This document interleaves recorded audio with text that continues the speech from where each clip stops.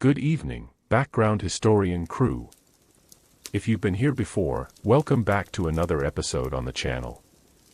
If this is your first time watching, please relax and let yourself doze off to sleep as we dive into various historical topics that span the course of time.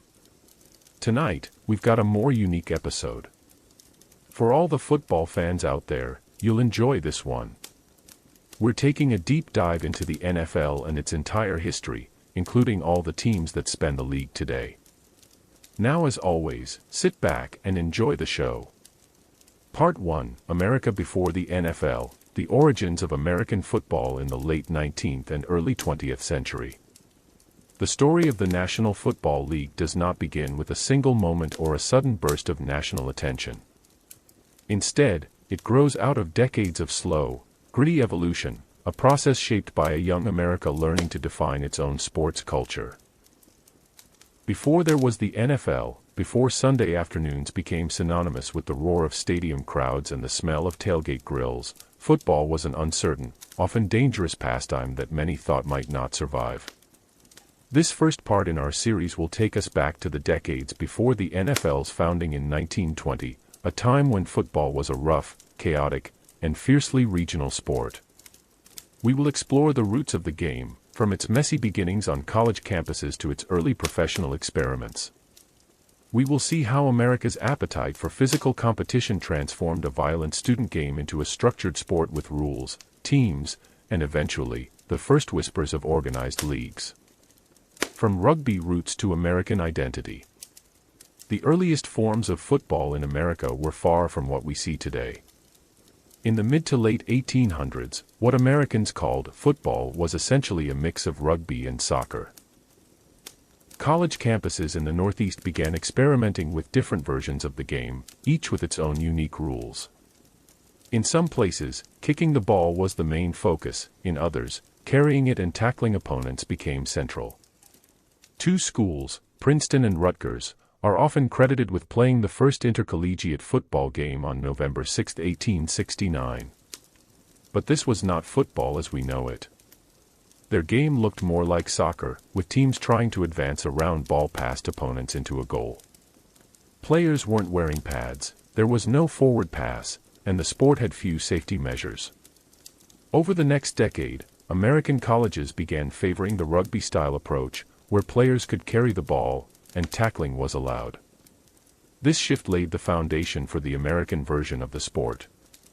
The Walter Camp Revolution. In the late 1870s and 1880s, one man changed everything: Walter Camp, often called the father of American football. Camp, a player and later coach at Yale, introduced innovations that gave the game its structure and distinct identity. The line of scrimmage, instead of a continuous scrum like in rugby, teams lined up facing each other, with a clear start and stop to each play. The down system. Camp introduced the idea that a team had a set number of tries, originally 3 downs to gain 5 yards, which later evolved into 4 downs to gain 10 yards. Standardized positions. Camp organized teams into defined roles: linemen, backs, and eventually quarterbacks. Scoring system. He helped establish point values for touchdowns, field goals, and extra points, creating a framework that still exists today. Camp's influence was so deep that by the turn of the 20th century, football was no longer just an American version of rugby; it was its own sport, with its own rules, its own strategy, and a growing fan base. A dangerous game. In the early 1900s, football's rise was accompanied by serious criticism. The game was brutal, leather helmets and minimal padding offered little protection, and formations like the flying wedge sent players charging headfirst into collisions. Injuries were common, and deaths were not unheard of. The 1905 season became a national scandal when reports indicated that 19 players had died and over 100 were seriously injured in football-related accidents. The sport faced an existential crisis. Some universities considered banning it entirely. The pressure reached the White House, where President Theodore Roosevelt, an enthusiastic sportsman and believer in the value of toughness, stepped in. Roosevelt summoned representatives from Harvard, Yale, and Princeton, urging them to make the game safer without diluting its competitive spirit. This meeting led to the formation of the Intercollegiate Athletic Association of the United States in 1906, which later became the NCAA. New rules were introduced. Mass formations were outlawed, a neutral zone was established, and most importantly, the forward pass was legalized. This innovation opened the field and reduced some of the dangerous pile-ups. Early professional football, small towns, big passion. While college football thrived in the early 20th century, professional football was in its infancy, and viewed with suspicion. The idea of paying players was frowned upon by many who believed sports should be played for honor, not money. Still, in the industrial towns of Pennsylvania and Ohio, local athletic clubs began quietly paying skilled players to represent them. These early pro teams often played against nearby towns, drawing small crowds who were more than happy to pay a few cents to watch hard-hitting games. The Latrobe Athletic Association and the Allegheny Athletic Association were among the first teams to openly hire players in the 1890s. In 1892, William Pudge Heffelfinger became the first known professional football player when he was paid $500 to play for Allegheny.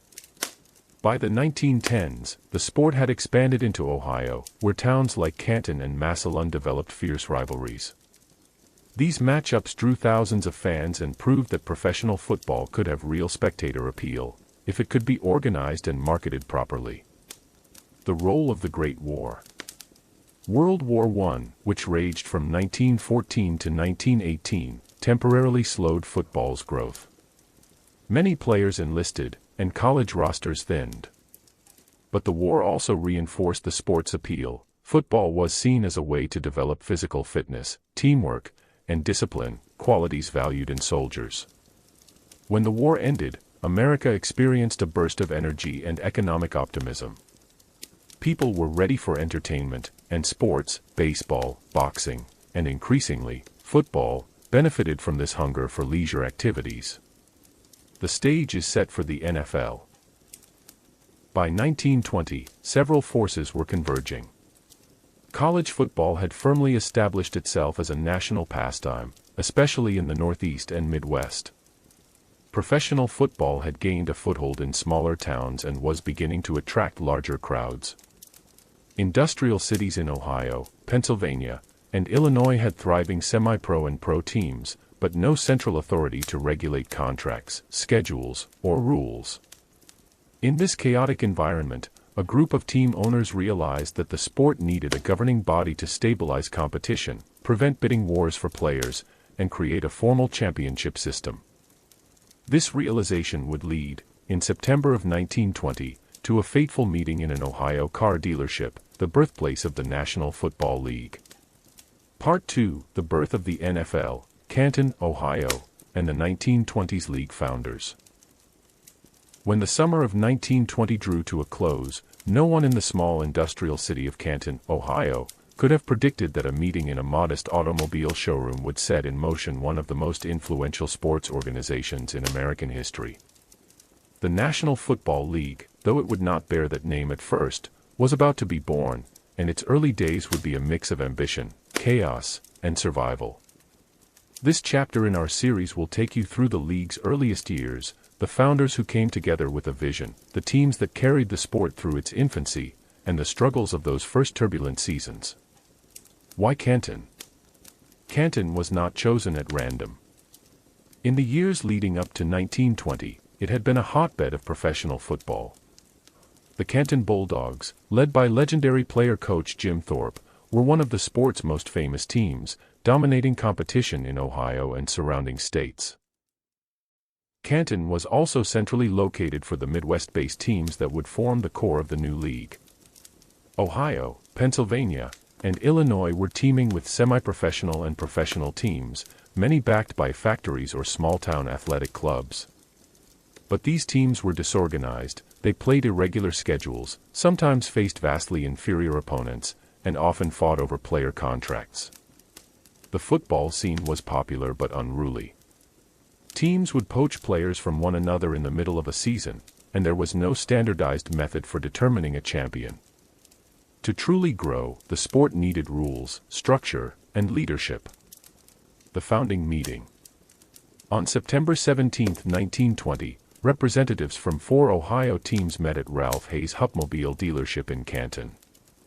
Those present included Ralph Hay, owner of the Canton Bulldogs; Jim Thorpe, Canton Bulldogs star and national sports hero; Frank Nade, owner of the Akron Pros; Stanley Kofall, representing the Cleveland Tigers; Carl Stork, manager of the Dayton Triangles. The group agreed to form the American Professional Football Association, APFA. Their goals were clear: end bidding wars for players, create a formal schedule, legitimize professional football as a respected sport. They elected Jim Thorpe as the league's first president, partly because of his fame from winning gold medals in the 1912 Olympics and his success in both football and baseball. His name gave the fledgling league credibility. The first season, 1920. The APFA's first season was a strange one by modern standards. 14 teams joined, but there was no set schedule. Each team arranged its own games and could add or drop opponents at will. Some notable teams included Canton Bulldogs, Canton, Ohio; Akron Pros, Akron, Ohio; Decatur Staleys, Decatur, Illinois, soon to become the Chicago Bears; Rock Island Independence, Rock Island, Illinois; Dayton Triangles, Dayton, Ohio; Hammond Pros, Hammond, Indiana; Buffalo All-Americans, Buffalo, New York. Games were often played in small stadiums or even open fields, with fans paying modest admission fees.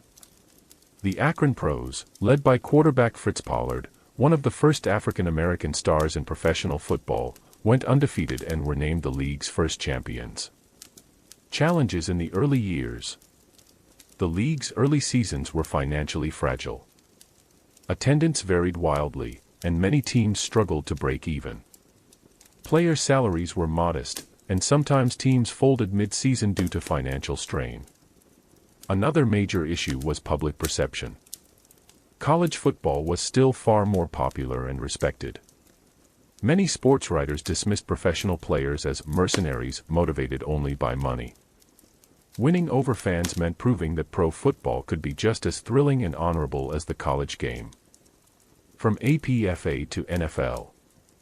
In 1922, after 2 seasons, the American Professional Football Association officially changed its name to the National Football League. The name change was part of a larger effort to present the league as the premier professional football organization in the country. By then, new teams had joined from larger cities, and the league's footprint was slowly expanding beyond the Midwest. The Chicago Bears, formerly the Decatur Staleys, and the Chicago Cardinals became central figures in the league's growth. Key figures of the era. Jim Thorpe, as the league's first president and a player for the Canton Bulldogs, Thorpe was a household name who brought prestige and attention. George Halas, player, coach, and owner of the Chicago Bears, Halas would become one of the most influential figures in NFL history. Fritz Pollard, star for the Akron Pros and one of the first African-American head coaches in professional football, Pollard was a pioneer in the sport's integration. A league of survival. In these early years, survival was the main priority. Teams came and went quickly. Some lasted only a season or two, while others became foundational franchises that still exist today.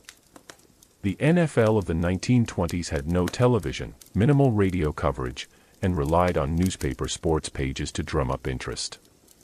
Despite the struggles, the league endured. The structure created in Canton, however loose at first, gave professional football a foundation. The NFL was still far from the national phenomenon it would become, but it had taken its first steps toward stability. Part 3, The Roaring Twenties, Expansion, Rivalries, and Growing Pains. The 1920s were a decade of change for the United States, and for the young National Football League. Jazz music filled the air, prohibition reshaped nightlife, and the economy surged before its sudden crash at the end of the decade. In sports, baseball still reigned supreme, but professional football was beginning to carve out a small but determined audience. For the NFL, these years would be a mix of growth, turmoil, and the forging of traditions that remain today. While the league was still regional and unstable, the seeds of its future success were being planted. A league in flux. The NFL's team lineup in the 1920s was anything but stable. Each season saw new teams join, others fold, and some relocate entirely. In 1922 alone, 10 teams dropped out while several new ones entered. This fluidity made it difficult to create a sense of continuity or establish long-standing rivalries. By mid-decade, a few franchises began to stand out as consistent competitors. Chicago Bears, formerly Decatur Staleys. Green Bay Packers. Chicago Cardinals. Frankfurt Yellow Jackets, Philadelphia. New York Giants, joined in 1925. The Packers, especially, began their transformation from a small-town Wisconsin team into one of the league's most enduring franchises. Founded in 1919 and joining the NFL in 1921, they were community-owned. A unique feature that continues today. The 1925 scandal and the Pottsville Maroons. One of the NFL's first major controversies came in 1925. The Pottsville Maroons, a team from Pennsylvania's coal region, appeared to have won the championship that year.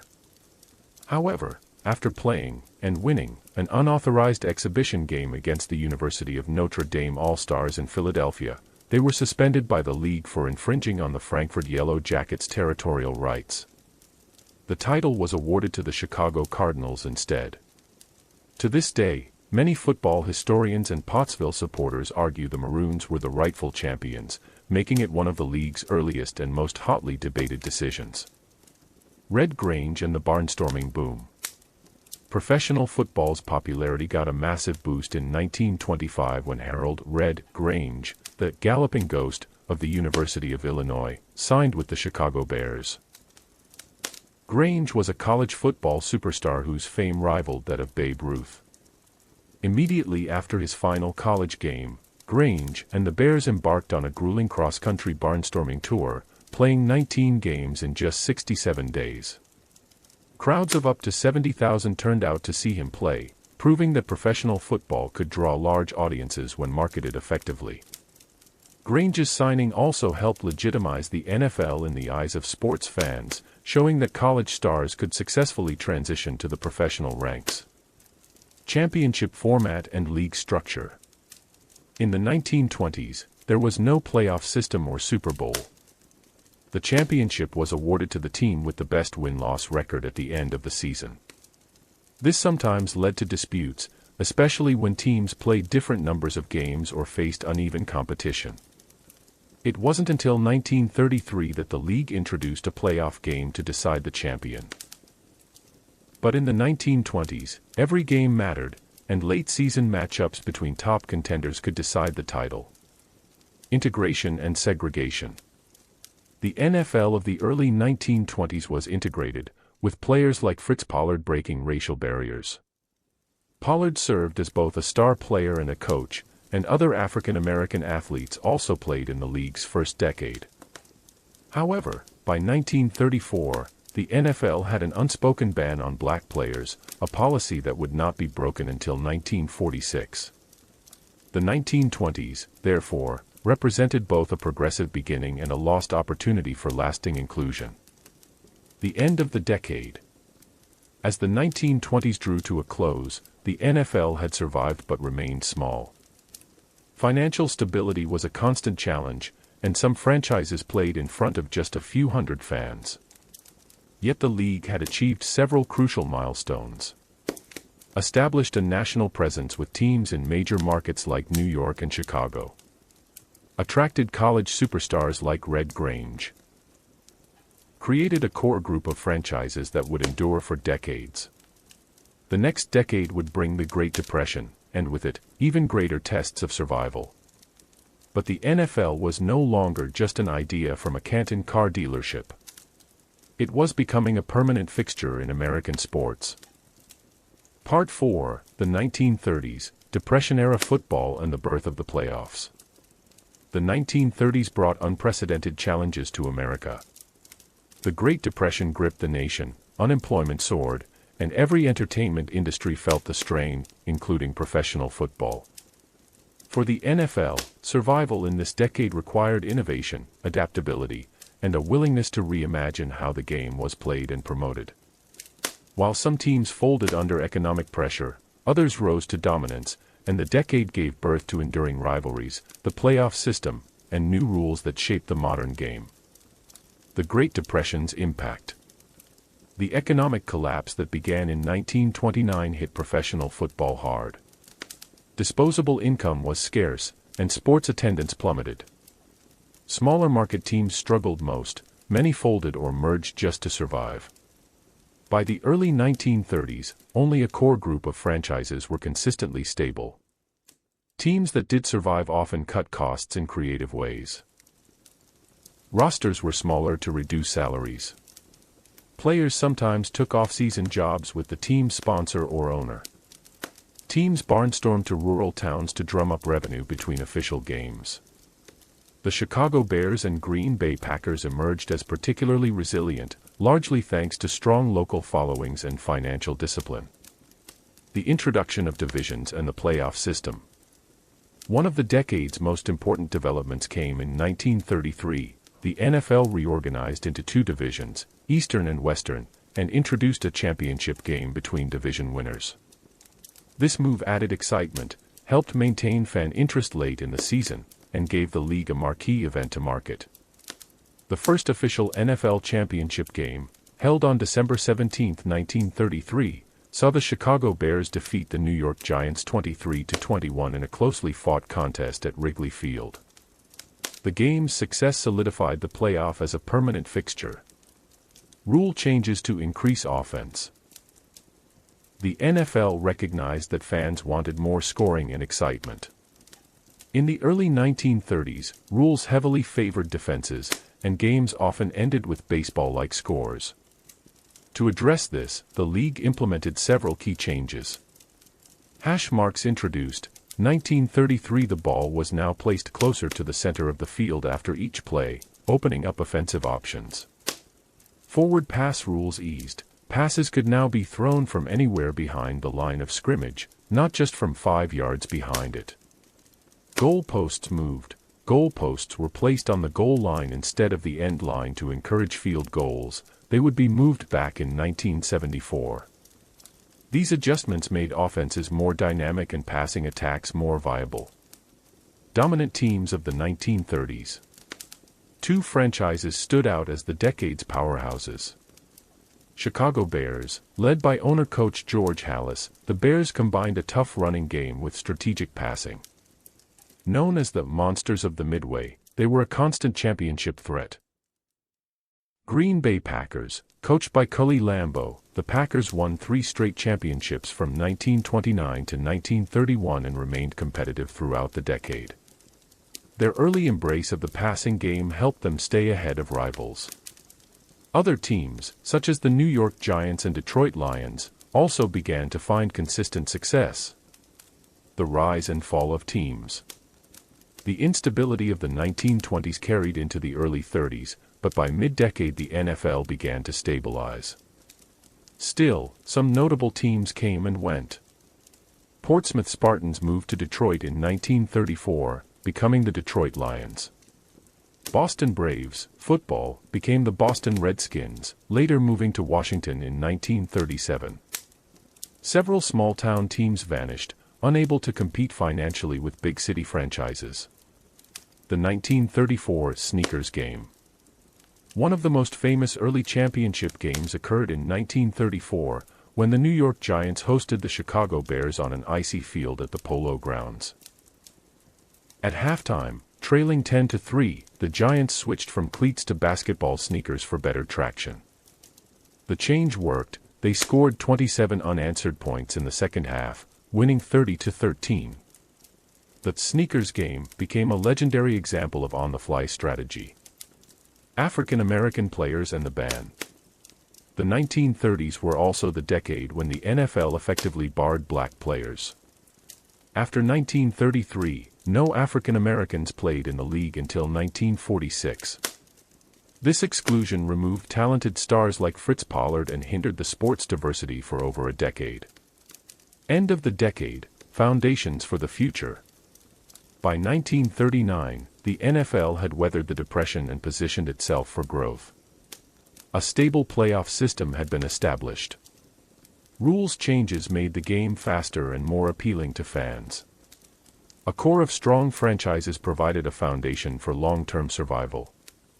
The 1939 season also marked another milestone. The first televised NFL game, a contest between the Philadelphia Eagles and Brooklyn Dodgers, broadcast to a small local audience in New York. The next decade would be defined by World War II, which would deplete rosters and force more adjustments. But the NFL had proven that it could innovate and survive in even the harshest conditions. Part 5, the 1940s, Wartime Football, the T-Formation Revolution, and the NFL's first national spotlight. The 1940s were a decade of both disruption and innovation for the National Football League. World War II drastically affected rosters, stadium attendance, and team stability, but the league managed not only to survive, but to emerge from the war stronger and more strategically advanced than ever before. This was the decade when the T-formation offense revolutionized the game, when military service dramatically reshaped teams, and when professional football began to truly capture the attention of the American public. The shadow of World War II. When the United States entered World War II in December 1941, the NFL immediately felt the impact. Many players left for military service, including stars like Sid Luckman, Tony Canadio, and future Hall of Famers across multiple teams. Rosters were filled with older players, young prospects fresh out of high school, or those classified as unfit for military duty. Several teams were forced to merge temporarily due to manpower shortages, most famously the Steagles, 1943. The Philadelphia Eagles and Pittsburgh Steelers combined rosters for a season. Cardpit, 1944. A less successful merger between the Chicago Cardinals and Pittsburgh Steelers, which went winless. Despite these challenges, the NFL played every season of the war, maintaining continuity and providing a morale boost for fans. The rise of the T-formation. Before the 1940s, most NFL offenses relied on the single-wing formation, a run-heavy system where the quarterback was not primarily a passer. That changed dramatically with the rise of the T-formation, perfected by George Halas's Chicago Bears and quarterback Sid Luckman. Key advantages of the T-formation. Quarterback position directly under center, allowing faster handoffs and passes. Balanced offensive line, making it harder for defenses to predict plays.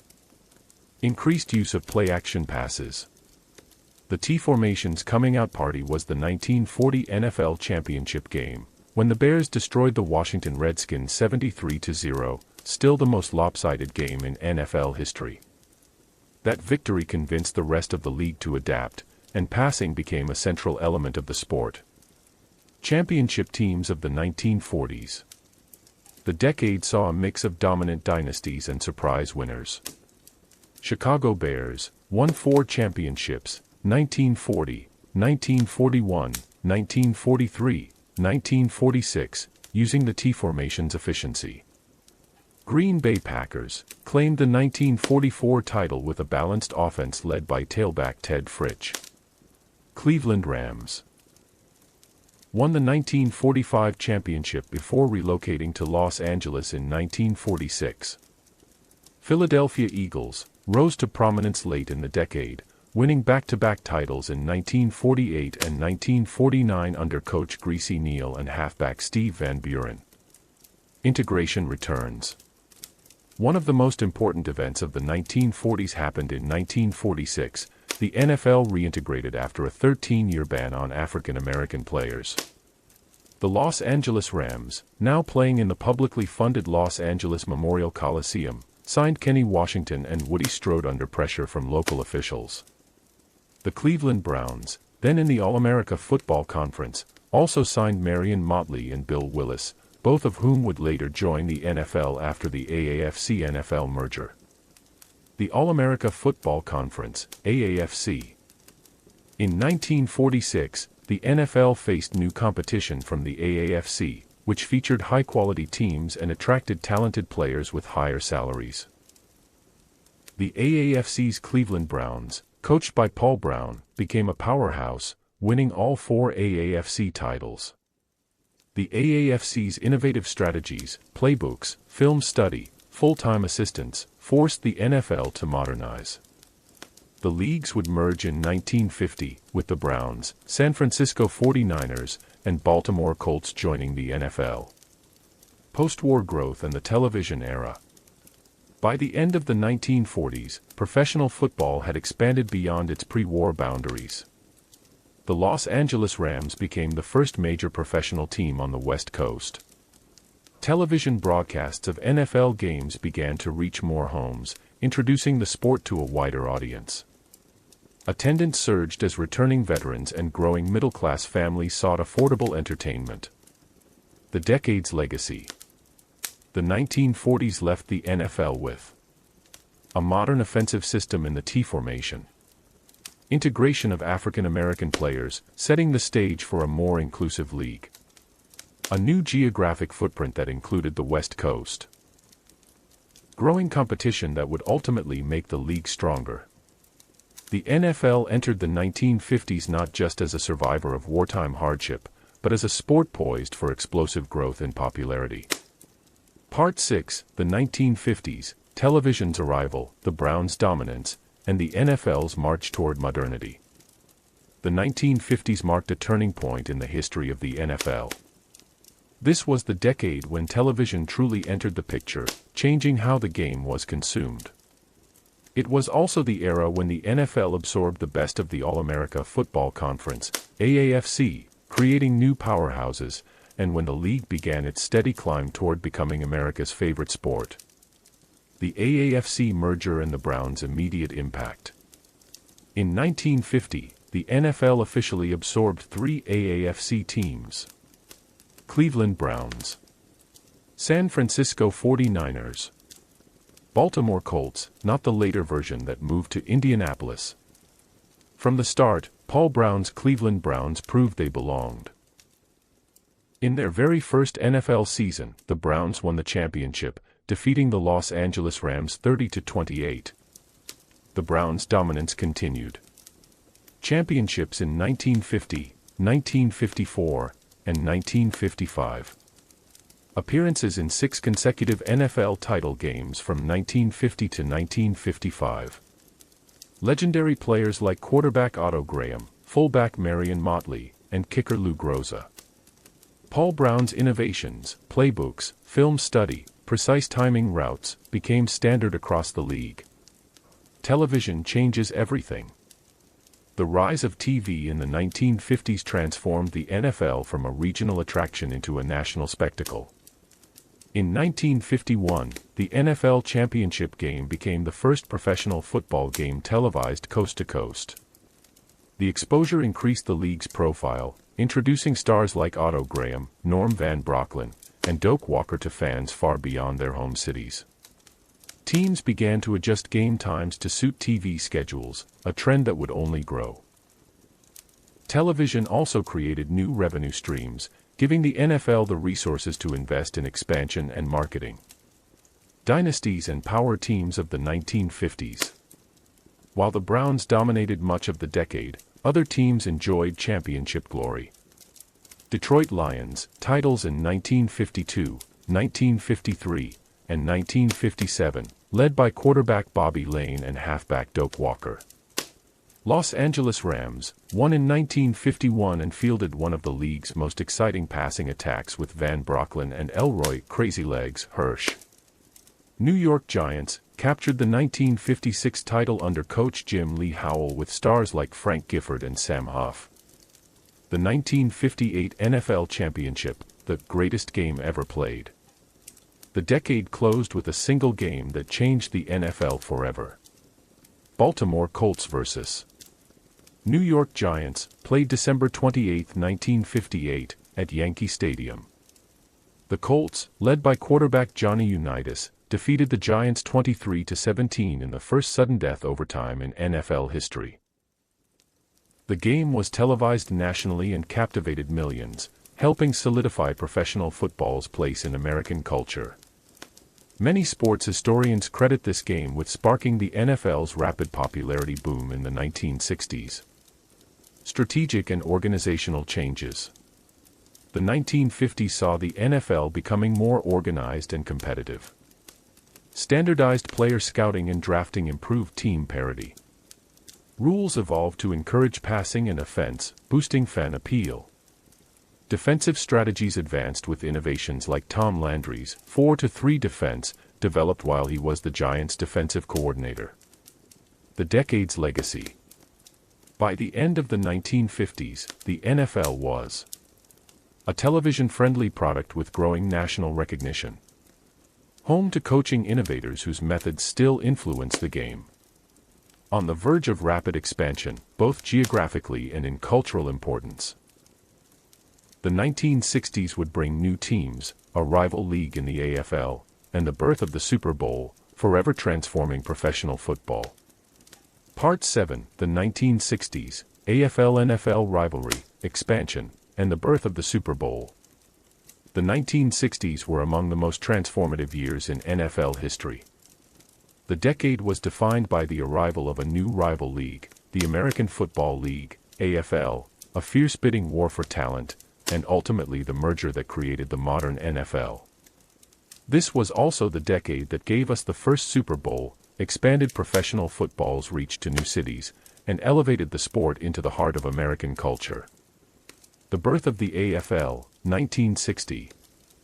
The NFL, though thriving in the 1950s, was still a relatively small league, with 12 teams in 1959. Several wealthy businessmen who were denied NFL franchises decided to start their own league, the AFL. Founders included Lamar Hunt, Dallas Texans, later Kansas City Chiefs, and Bud Adams, Houston Oilers. The AFL launched in 1960 with 8 franchises. Boston Patriots, Buffalo Bills, Dallas Texans, Denver Broncos, Houston Oilers. Los Angeles Chargers, moved to San Diego in 1961. New York Titans, later Jets.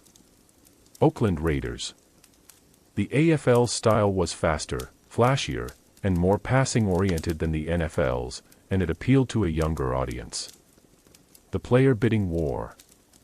From 1960 to the mid-1960s, the NFL and AFL engaged in an expensive competition for college players. Draft picks often received offers from both leagues. Star athletes like Joe Namath signed massive contracts. Namath's 1965 Jets deal was the richest in football history at the time. Salaries skyrocketed, forcing both leagues to spend aggressively. This competition benefited players, but it was financially straining for both leagues, eventually pushing them toward cooperation. NFL expansion in the 1960s. The decade saw significant growth. 1961, Minnesota Vikings joined the NFL. 1967, New Orleans Saints joined. The AFL also expanded, adding the Miami Dolphins, 1966, and Cincinnati Bengals, 1968. The league was reaching into new markets, especially in the South and West, broadening the fan base. The AFL's success and growing credibility. While initially dismissed as minor league, the AFL quickly proved itself. The Houston Oilers won the first 2 AFL titles, 1960, 1961. The Buffalo Bills claimed back-to-back championships, 1964, 1965. The league's offensive style, with wide-open passing games, attracted fans and helped innovate play-calling strategies. The merger agreement, 1966. By 1966, the financial battle had become unsustainable. On June 8, 1966, NFL Commissioner Pete Rozelle and AFL founder Lamar Hunt announced a merger agreement. The leagues would play separate schedules until 1970 but hold a championship game at the end of each season. This championship game was the birth of the Super Bowl, though it wasn't called that officially until later. The first Super Bowls. Super Bowl I, 1967. NFL's Green Bay Packers defeated the AFL's Kansas City Chiefs, 35-10. Super Bowl II, 1968. Packers again triumphed, this time over the Oakland Raiders, 33-14. Super Bowl III, 1969. AFL's defining moment, the New York Jets, led by Joe Namath's famous guarantee, stunned the heavily favored Baltimore Colts, 16-7. Super Bowl IV, 1970. Kansas City Chiefs defeated the Minnesota Vikings, proving AFL teams could compete on equal terms. Cultural impact. The AFL-NFL rivalry brought television contracts that boosted national visibility, improved player rights and salaries through competition, rule innovations like the two-point conversion, AFL, and more aggressive passing offenses. By the end of the decade, football was no longer just a popular sport, it was becoming a dominant part of American culture, ready to eclipse baseball as the country's favorite game. Part 8, the 1970s, merger complete, dynasties rise, and football becomes America's game. The 1970s were a defining decade for professional football. The NFL and AFL officially became one league, television deals exploded in value, and legendary teams and players emerged to dominate the sport. This was the decade when football overtook baseball as America's most-watched sport, fueled by memorable Super Bowls, iconic rivalries, and the birth of the modern playoff system. The official AFL-NFL merger, 1970. The merger agreement from 1966 fully took effect in 1970. The National Football League now had 26 teams, split into two conferences. AFC, American Football Conference, made up mostly of former AFL teams plus the NFL's Browns, Colts, and Steelers. NFC, National Football Conference, comprised of the remaining NFL teams. A single commissioner, Pete Rozelle, oversaw the unified league. Teams would play an interconference schedule, and the Super Bowl would now be the official league championship. Television's golden age for football. The 1970s brought unprecedented TV exposure. Monday Night Football debuted in 1970 on ABC, featuring the now legendary Howard Cosell alongside Frank Gifford and Don Meredith. CBS and NBC carried Sunday games for the NFC and AFC, respectively. The league's partnership with TV networks brought massive revenue and made the NFL a national ritual. Dynasties of the 1970s. Three teams defined the decade with dominant runs. Pittsburgh Steelers won 4 Super Bowls in 6 years, 9x13, 14. Known for the Steel Curtain defense, led by Mean Joe Green, Jack Lambert, and Jack Ham. Quarterback Terry Bradshaw and wide receiver Lynn Swann made clutch plays in big games. Miami Dolphins. Coached by Don Shula, they went 17-0 in 1972, the only perfect season in NFL history. Won Super Bowl 7 and 8. Dallas Cowboys. Nicknamed America's Team. Led by Roger Staubach and Tom Landry, they won Super Bowls 6 and 12 and appeared in 3 others. Memorable Super Bowls of the decade. Super Bowl III, technically 1969, had shown the AFL could win, but the 1970s cemented parity. Super Bowl X, 1976 Steelers vs. Cowboys in one of the most iconic games ever. Super Bowl XIII, 1979 Steelers beat Cowboys again in another classic. Super Bowl XIV, 1980 Steelers cement their dynasty with a win over the Rams. Expansion and relocations. The NFL continued to grow. 1976, Seattle Seahawks and Tampa Bay Buccaneers joined as expansion teams. 1970, the AFL's Cincinnati Bengals and Miami Dolphins entered the merged league structure. Several franchises experimented with stadium changes and relocations to capture larger markets. Rule changes and player evolution. The 1970s brought important rule changes. 1974, goalposts moved to the back of the end zone, reducing easy field goals. 1978. Contact rules for receivers changed, favoring the passing game. 1974, overtime introduced for regular season games. Players were also getting bigger, faster, and more specialized, leading to a higher level of competition. The NFL's cultural takeover. By the end of the 1970s, the Super Bowl was the most watched sporting event in the United States. Football had become a year-round business, with media coverage dominating off-seasons. The personalities of players and coaches became as famous as the games themselves. Part 9, the 1980s, West Coast Offense, 49ers Dynasty, and the NFL's national domination. The 1980s were a transformative decade for the NFL. It was a time when offensive innovation reshaped the game, the league expanded its audience like never before, and dynasties emerged that would define football for generations. Television ratings soared, players became national celebrities, and the Super Bowl became a cultural holiday in the United States. The 49ers and the West Coast Offense. The single biggest tactical shift of the decade came from Bill Walsh and his San Francisco 49ers. Bill Walsh implemented the West Coast Offense, a strategy focusing on short, precise passes to control the ball and open up the run game. Quarterback Joe Montana became the face of this approach, famous for his poise and pinpoint accuracy. Wide receiver Jerry Rice, drafted in 1985, became the most prolific pass catcher in NFL history. The 49ers won Super Bowl 16, 19, XEI, and XIV during the decade. Other dominant teams of the era. While the 49ers were the defining dynasty, other teams also shined.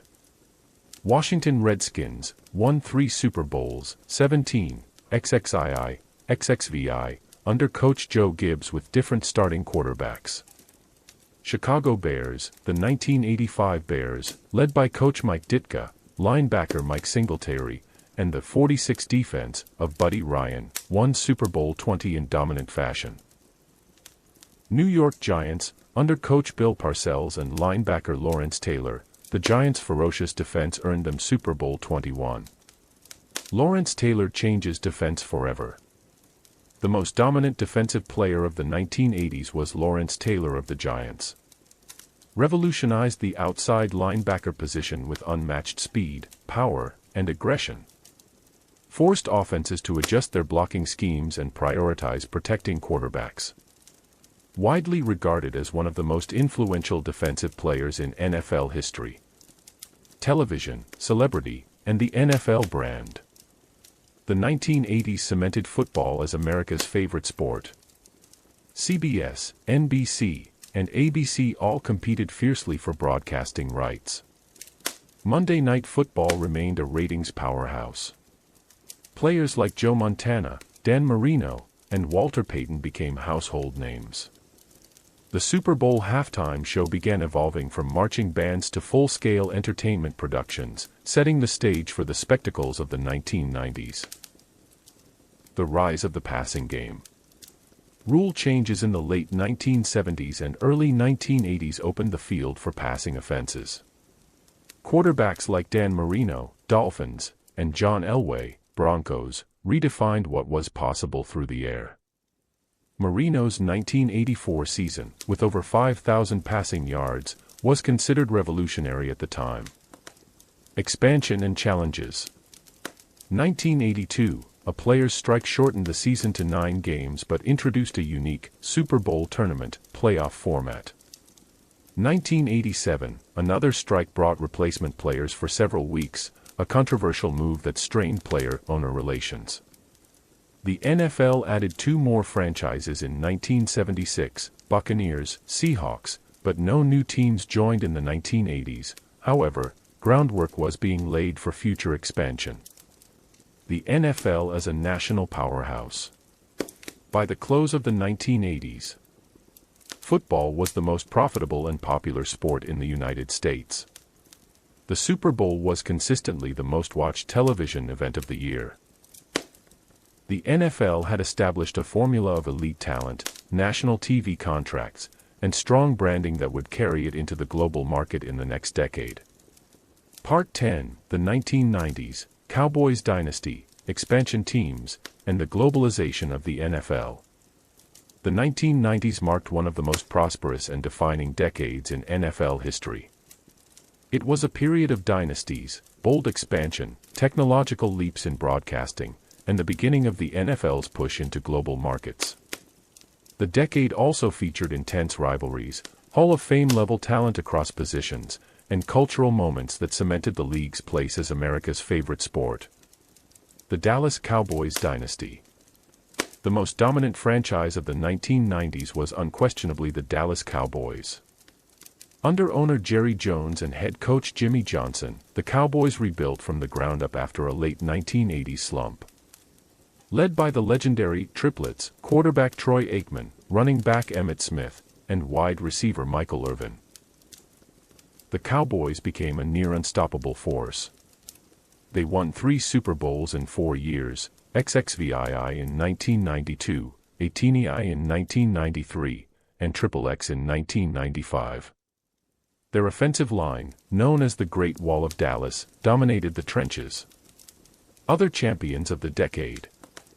San Francisco 49ers continued their success into the 1990s with Steve Young replacing Joe Montana and winning Super Bowl 29 in 1994. Green Bay Packers revived under quarterback Brett Favre and coach Mike Holmgren, capturing Super Bowl 31 in 1996. Denver Broncos, led by John Elway, won back-to-back championships in Super Bowls 32 and XXXIII, 1997 and 1998, finally giving Elway his long-awaited titles before retirement. New York Giants, Washington Redskins, and St. Louis Rams also remained competitive in various parts of the decade. Expansion and relocation. The 1990s were a time of significant change in NFL geography. 1993, Carolina Panthers and Jacksonville Jaguars were awarded expansion franchises and began play in 1995. 1995. Los Angeles Rams moved to St. Louis, and the Raiders returned to Oakland from Los Angeles. 1996, the Cleveland Browns franchise was deactivated due to relocation to Baltimore, becoming the Ravens, with a promise that a new Browns team would be reactivated in 1999.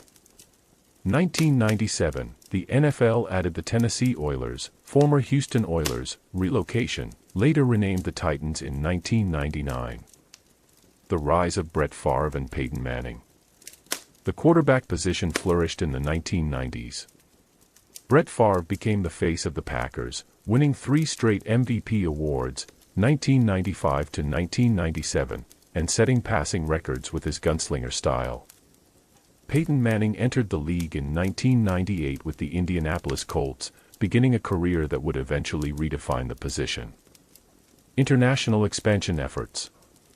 The NFL launched the World League of American Football in 1991, later rebranded NFL Europe, to grow the sport overseas. Regular season games began to be discussed for international venues, though the first official ones would come later. Broadcasting and the Super Bowl spectacle.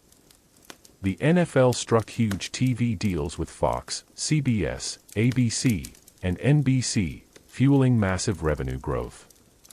Fox entered the NFL market in 1994, outbidding CBS for NFC rights, changing the TV landscape. Super Bowl halftime shows became major entertainment events, with Michael Jackson's 1993 performance setting a new standard. Rule changes and player safety. The league began implementing more rules to protect quarterbacks and defenseless receivers. The introduction of the two-point conversion in 1994 added excitement and strategy to scoring. By the end of the 1990s, the NFL had grown into a multi-billion-dollar powerhouse, with superstar players, packed stadiums, and a fan base that stretched across continents. The decade had set the stage for the 2000s, when the league would achieve even greater global dominance. Part 11, the 2000s. Patriots dynasty, parody era, and the NFL after September 11th. A decade defined by Tom Brady and the Patriots. The early 2000s belonged to the New England Patriots. Under head coach Bill Belichick and quarterback Tom Brady, the team established one of the most enduring dynasties in sports history. Brady, a sixth-round pick in 2000, replaced injured starter Drew Bledsoe in 2001 and led the Patriots to a stunning Super Bowl 36 win over the heavily favored St. Louis Rams. The Patriots would win 3 Super Bowls in 4 seasons, 2001, 2003, 2004, each by narrow margins. Their disciplined style, game planning, and do-your-job mentality became the blueprint for modern success. Parity and new champions. The 2000s were also marked by a wide spread of championship teams. Tampa Bay Buccaneers, 2002, dominated with a historically great defense led by Derrick Brooks and Warren Sapp. Pittsburgh Steelers, 2005, 2008, rode the Steel Curtain revival and quarterback Ben Roethlisberger to 2 titles. Indianapolis Colts, 2006, finally gave Peyton Manning his long-awaited Super Bowl ring. New York Giants, 2007, pulled off one of the biggest upsets in NFL history, defeating the 18-0 Patriots in Super Bowl 42 with David Tyree's iconic helmet catch. Impact of 9/11 on the NFL. The September 11, 2001 terrorist attacks shook the nation and the league. The NFL postponed games for the first time in decades, pushing the regular season back 1 week. Security at stadiums became far more rigorous, with new protocols that remain in place today. The Super Bowl took on greater symbolic importance as a national unifier, with emotional pre-game ceremonies in subsequent years. Global and media expansion. The NFL pushed further into international markets, especially with regular season games in London starting in 2007. The rise of NFL Network, launched in 2003, gave the league its own media arm. Fantasy football's explosion, driven by online platforms, dramatically increased fan engagement. Rule changes and offensive evolution. The league emphasized player safety in offense. Stricter roughing the passer rules and illegal contact enforcement helped passing attacks flourish. This shift fueled record-breaking seasons for quarterbacks like Brady, Manning, and Drew Brees. Scandals and controversies. The decade wasn't without controversy. Spygate in 2007 involved the Patriots being penalized for videotaping opponents' signals. Player conduct issues led to the creation of a formal personal conduct policy. By the end of the 2000s, the NFL had transformed into a year-round entertainment juggernaut. With dynasties, dramatic Super Bowls, and a commitment to expanding both domestically and globally, the league entered the 2010s at the height of its popularity. Part 12, the 2010s, Passing Revolution, Seahawks Rise, and the Patriots' Second Act. The passing explosion. The 2010s were defined by offensive fireworks. Quarterbacks like Drew Brees, Aaron Rodgers, Peyton Manning, and Tom Brady shattered passing records. In 2011, teams averaged more than 23 points per game for the first time in league history. Rule changes continued to protect quarterbacks and receivers, encouraging aggressive passing attacks. Seattle Seahawks and the Legion of Boom. Under head coach Pete Carroll and QB Russell Wilson, the Seahawks became a powerhouse. Their defense, nicknamed the Legion of Boom, Richard Sherman, Earl Thomas, Kem Chancellor, dominated opponents. Seattle won Super Bowl 48, 2013 season, in a blowout over the Denver Broncos, 43-8.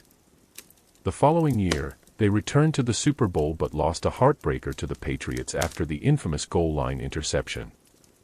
The Patriots' second dynasty. Brady and Belichick's dominance continued, adding 3 more Super Bowl wins, 2014, 2016, 2018. The 2016 season brought one of the greatest comebacks ever.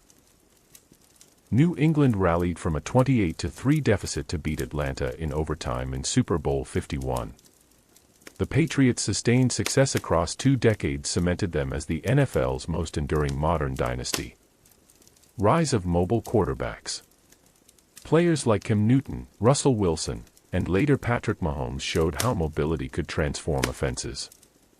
Newton's 2015 MVP season, leading Carolina to a 15-1 record and a Super Bowl appearance, showcased the power of a dual-threat QB. The NFL's global and digital push.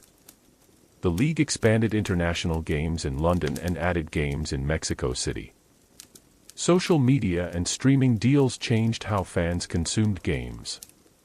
Fantasy football and daily fantasy contests like DraftKings exploded in popularity, further boosting engagement. Controversies and social movements. The decade was marked by Deflategate, Patriots, 2015, and debates over officiating consistency. In 2016, Colin Kaepernick's national anthem protest sparked a national conversation about race, policing, and free speech. Player safety remained a focus as concussion research deepened, leading to helmet rule changes and concussion protocol reforms. End of the decade, Chiefs arrival. The 2019 season ended with Patrick Mahomes leading the Kansas City Chiefs to their first Super Bowl win in 50 years. His unique skill set, rocket arm, creativity, mobility, symbolized the NFL's future direction. Part 13, the 2020s, Pandemic Football, Mahomes Era, and a Changing League. The NFL and the COVID-19 pandemic. The 2020 season will forever be remembered as the year football adapted to a global crisis. Empty stadiums and crowd noise simulations became common as most teams played without live fans for part or all of the year. Teams navigated rigorous testing protocols and sudden roster changes due to positive COVID-19 tests. Scheduling chaos saw games move to weekdays for the first time in decades, including a rare Wednesday matchup. The league's adaptability kept all 256 regular season games on schedule, a feat many doubted possible. Tom Brady's move and immediate impact. In 2020, Tom Brady left New England after 20 years to join the Tampa Bay Buccaneers. In his very first season, he led Tampa to a Super Bowl 55 victory over Patrick Mahomes' Chiefs. This win gave Brady his 7th championship, further solidifying his status as the most decorated quarterback in NFL history. Patrick Mahomes and the Chiefs' ascendancy. Mahomes continued to redefine quarterback play with his blend of arm strength, creativity, and mobility. The Chiefs remained perennial contenders, winning multiple AFC championships and appearing in 3 Super Bowls within a 4-year span. Kansas City's offensive core, Mahomes, Travis Kelce, and coach Andy Reid, became the league's most feared unit. Changing of the guard at quarterback. The 2020 saw a generational shift.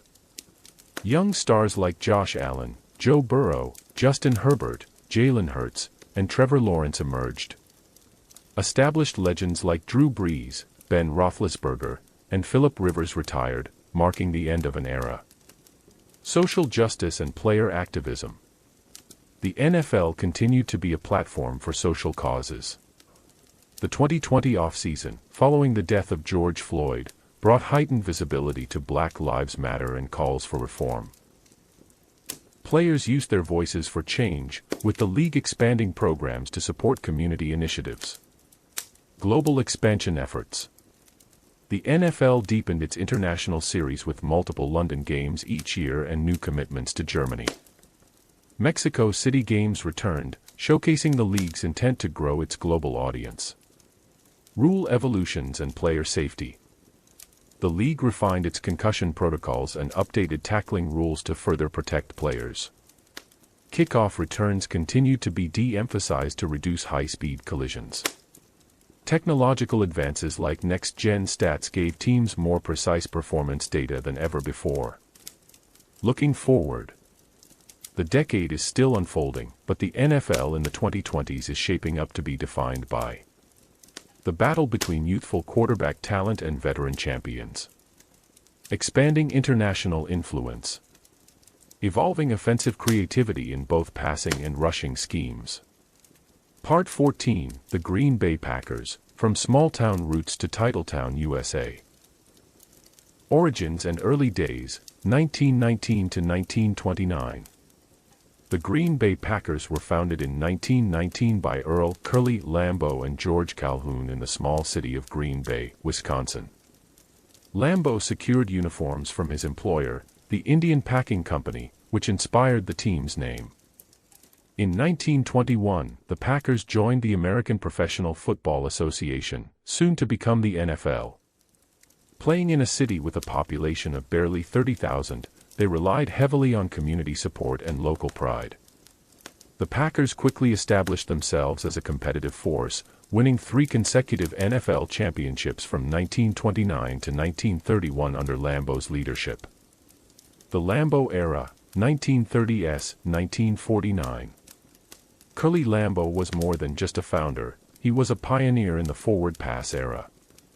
The Packers won titles in 1936, 1939, and 1944, cementing themselves as one of the NFL's first dynasties. Lambeau recruited Hall of Famers like Don Hutson, who revolutionized the receiver position and dominated NFL scoring charts. However, by the late 1940s, financial struggles and performance declines led to Lambeau's resignation in 1949. Community ownership and survival. One of the most unique aspects of the Packers is their public ownership model. The team is owned by shareholders from the community rather than a single private owner. This structure prevented relocation during financially tough years, deepened the bond between Green Bay residents and their team. Lambeau Field, opened in 1957, became a temple for football in one of the smallest markets in professional sports. The Lombardi Glory years, 1959 to 1967. In 1959, the Packers hired Vince Lombardi, a little-known assistant from the New York Giants. His arrival transformed the franchise into the NFL's gold standard. Under Lombardi, the Packers won 5 NFL championships in 7 years, including the first 2 Super Bowls, 1966 and 1967. Players like Bart Starr, Paul Hornung, Jim Taylor, Willie Davis, Herb Adderley, and Ray Nitschke became legends. Lombardi's work ethic and philosophy became immortalized in phrases like, "Winning isn't everything, it's the only thing." Post-Lombardi struggles, 1968 to 1991. After Lombardi left in 1968, the Packers endured a long period of mediocrity. They cycled through multiple head coaches with limited playoff success. While there were standout players, like James Lofton and John Brockington, the team lacked consistent leadership. Green Bay's small market size made it harder to attract top free agents in the modern era. The Brett Favre Renaissance, 1992 to 2007. The franchise's fortunes changed in 1992 when they traded for Brett Favre from the Atlanta Falcons. Under coach Mike Holmgren, Favre, with his gunslinger style, won 3 consecutive MVP awards, 1995 to 1997. The Packers reached 2 Super Bowls, winning Super Bowl 31 in 1996. Lambeau Field underwent expansions to meet growing demand.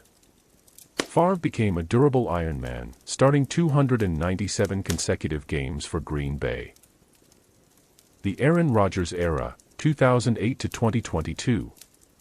When Favre retired, and later unretired for other teams, Aaron Rodgers took the helm. In 2010, Rodgers led the Packers to a Super Bowl 45 victory, earning MVP honors. The team remained a consistent playoff contender, with Rodgers winning 4 league MVP awards, 2011, 2014, 2020, 2021. However, despite regular season dominance, postseason heartbreaks often derailed championship runs. Modern transition, 2023-present. With Rodgers departing for the New York Jets in 2023, Jordan Love was given the starting role. the Packers entered a new chapter focused on developing young talent. The organization remains one of the league's most stable and beloved, thanks to its unique ownership, storied history, and loyal fan base. Legacy of the Green Bay Packers. 13 NFL championships, the most in league history. A deep connection to the community unmatched by any other major sports franchise. A tradition of legendary quarterbacks and innovative coaching. Part 15, The Chicago Bears, Monsters of the Midway and Keepers of Tradition. Founding and early roots, 1919 to 1921. The Chicago Bears are one of the NFL's founding franchises, tracing their history to 1919 when A.E. Staley, owner of the Staley Starch Company in Decatur, Illinois, sponsored a company football team called the Decatur Staleys. In 1920, they became charter members of the American Professional Football Association, renamed the NFL in 1922. The following year, Staley turned the team over to player-coach George Halas, who moved them to Chicago and renamed them the Chicago Bears in 1922 to complement the city's baseball team, the Cubs. George Halas and the NFL's growth, 1920s, 1940s. George Halas, nicknamed Papa Bear, was a towering figure in NFL history.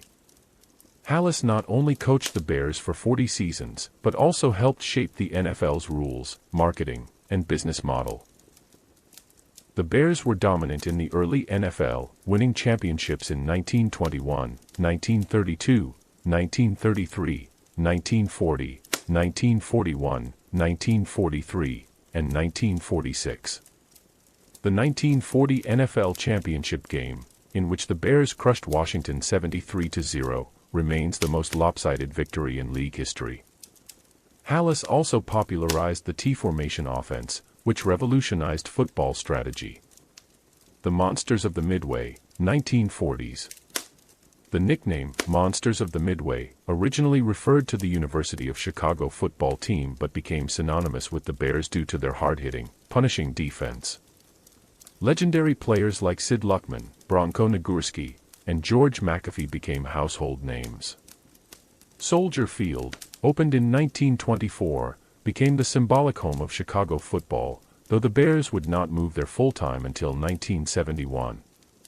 Post-war decline and resurgence, 1950s, 1963. The Bears experienced mixed results in the 1950s but regained prominence in the early 1960s.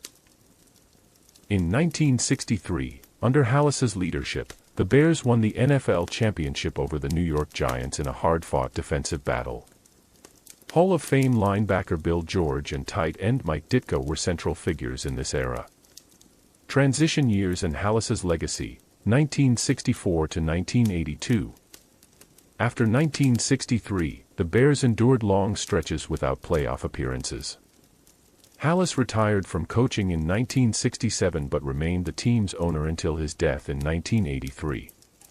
Despite on-field struggles, the Bears drafted some of their most iconic players during this time, including Gale Sayers and Dick Butkus in 1965. Sayers was a dazzling running back whose career was cut short by injuries, while Butkus became the symbol of fearsome linebacker play. The 1985 Super Bowl champions. The Bears reached their cultural and competitive peak in 1985 under coach Mike Ditka. Led by defensive coordinator Buddy Ryan and the ferocious 46 defense, the Bears dominated opponents, finishing the regular season 15-1. Super Bowl 20 saw Chicago crush the New England Patriots 46-10, cementing their place in NFL history. Stars included Walter Payton, arguably the greatest running back of all time, Jim McMahon at quarterback, and defensive icons like Mike Singletary, Richard Dent, and Dan Hampton. The team even recorded the famous Super Bowl Shuffle music video, blending swagger with dominance. Post-1985 decline and intermittent success, 1986 to 2005. The Bears remained competitive through the late 1980s but never returned to the Super Bowl under Ditka.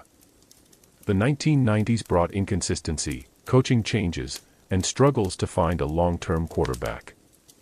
Standouts like Brian Urlacher, drafted in 2000, became new defensive leaders. In 2006, coach Lovie Smith led the Bears to Super Bowl 41, but they fell to Peyton Manning's Indianapolis Colts. The modern era, 2010-present. The Bears' modern history has been defined by elite defensive play but offensive instability. 2018 saw a resurgence under coach Matt Nagy, with a 12-4 record fueled by a strong defense led by Khalil Mack. However, a missed field goal, double doink, ended their playoff hopes. The team has since cycled through coaching and quarterback changes, hoping to return to sustained contention. In 2021, the Bears drafted quarterback Justin Fields, aiming to finally find a long-term answer at the position. Legacy and identity. 9 NFL championships, including 1 Super Bowl. One of the most storied rivalries in sports with the Green Bay Packers. Known for defensive excellence, tough physical play, and deep Chicago roots. Part 16, The New York Giants, Pillars of the NFL. Founding in early years, 1925 to 1932. The New York Giants were established in 1925 by Tim Mara, a bookmaker and businessman who purchased the franchise for $500. The team quickly became one of the NFL's flagship franchises, providing the league with a foothold in the nation's largest media market. In their debut season, the Giants played at the Polo Grounds and finished with an 8-4 record. Their early years saw them compete against teams that no longer exist, such as the Providence Steamroller and the Pottsville Maroons. By 1927, the Giants captured their first NFL championship, finishing 11-1 with a defense that allowed just 20 points all season, a league record that still stands for stinginess. The 1930s, defense and star power. The Giants became known for their stout defense and ability to attract big crowds in New York City. The team's 1934 NFL championship game victory over the Chicago Bears, known as the Sneakers Game, was legendary. Playing on an icy Polo Grounds field, the Giants switched to basketball sneakers for better traction and rallied to win 30-13. Players like Mel Hein, the first center to win NFL MVP, became foundational stars. The 1940s, stability and wartime football. The Giants remained competitive during the 1940s, appearing in multiple championship games but often falling short to dominant Chicago Bears or Green Bay Packers teams. Steve Owen served as head coach from 1931 to 1953, one of the longest tenures in NFL history. The team's famous A-formation offense and trademark defensive toughness kept them among the league's elite. The 1950s, the glory years begin. The mid-1950s ushered in a golden age for the Giants. Wellington Mara, son of founder Tim Mara, took a more active role in team operations. Under coach Jim Lee Howell, and with coordinators Vince Lombardi, offense, and Tom Landry, defense, the Giants became a model franchise. The 1956 NFL Championship saw the Giants crush the Chicago Bears 47-7 at Yankee Stadium. Stars included Frank Gifford, Sam Huff, and quarterback Charlie Connerly. The 1960s, near misses and decline. The Giants reached 3 consecutive NFL championship games from 1961 to 1963 but lost all of them. After that, aging stars, retirements, and front office missteps led to a steep decline. By the late 1960s, the team had lost its competitive edge, and fan interest waned. The 1973 move to the newly built Giants Stadium in New Jersey was meant to rejuvenate the franchise, but success was still elusive. The wilderness years, 1970s. The 1970s were a low point for the Giants.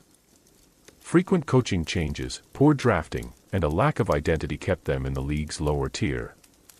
The fumble in 1978, when QB Joe Pisarcik botched a handoff and the Philadelphia Eagles recovered for a game-winning touchdown, symbolized the dysfunction of the era.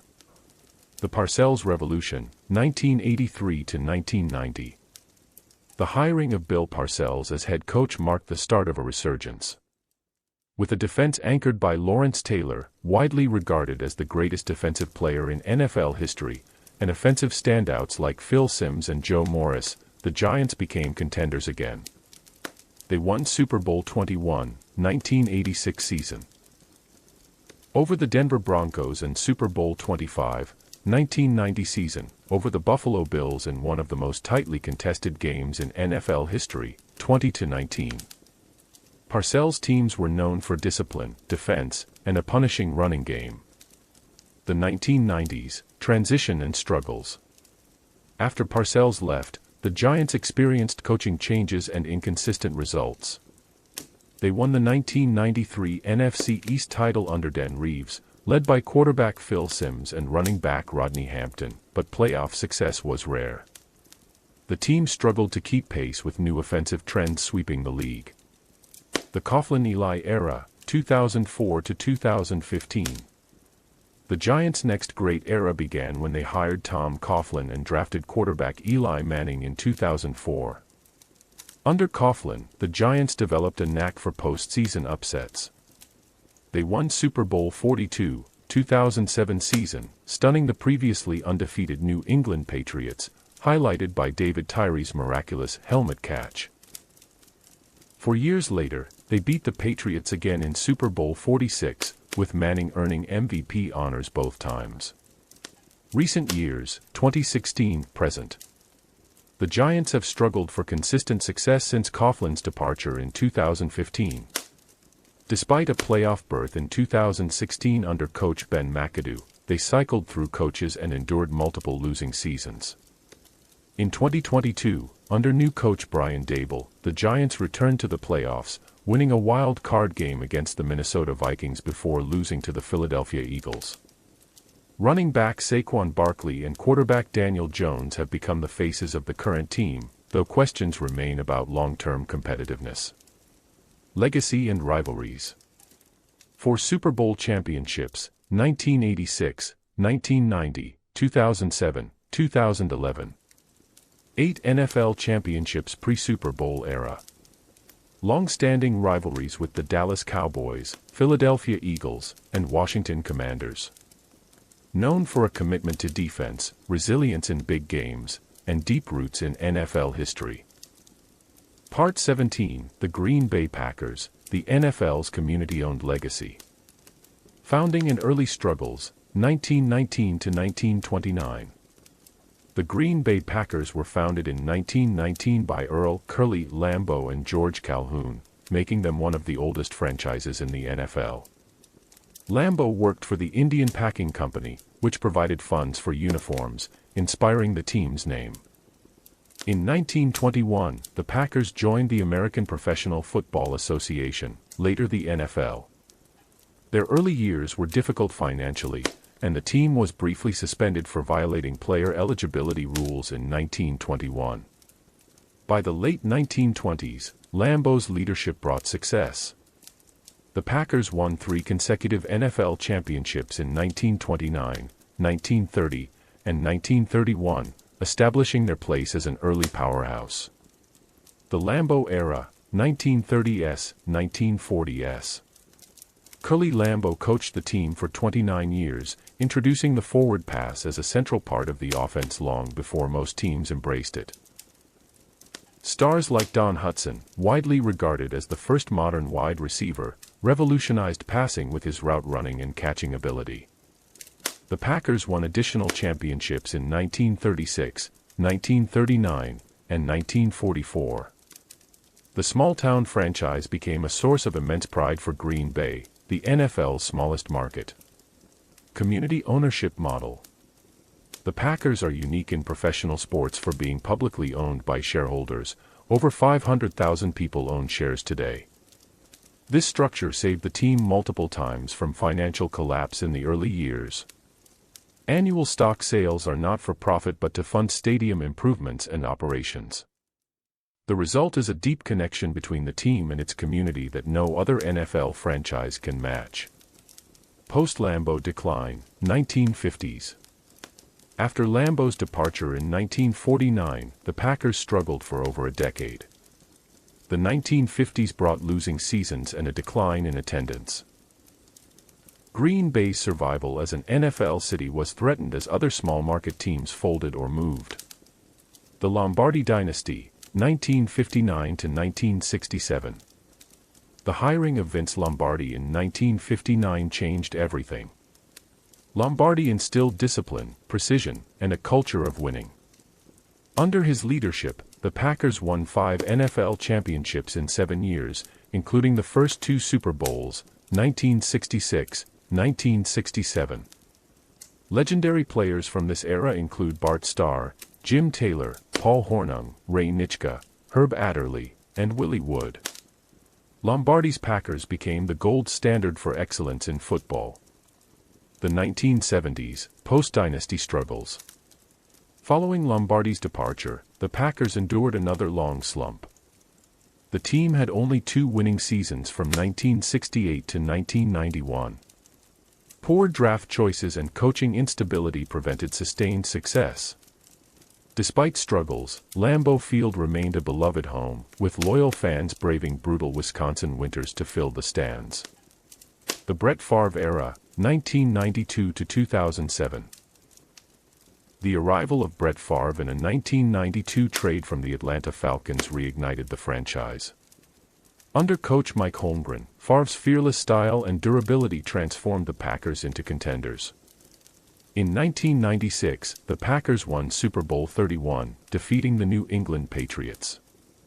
Favre became a 3-time NFL MVP and set numerous passing records. The era ended with a mix of triumph and tension, as Favre's retirement drama eventually led to his trade to the New York Jets in 2008. The Aaron Rodgers era, 2008 to 2022. When Favre left, Aaron Rodgers took over and quickly established himself as one of the most skilled quarterbacks in NFL history.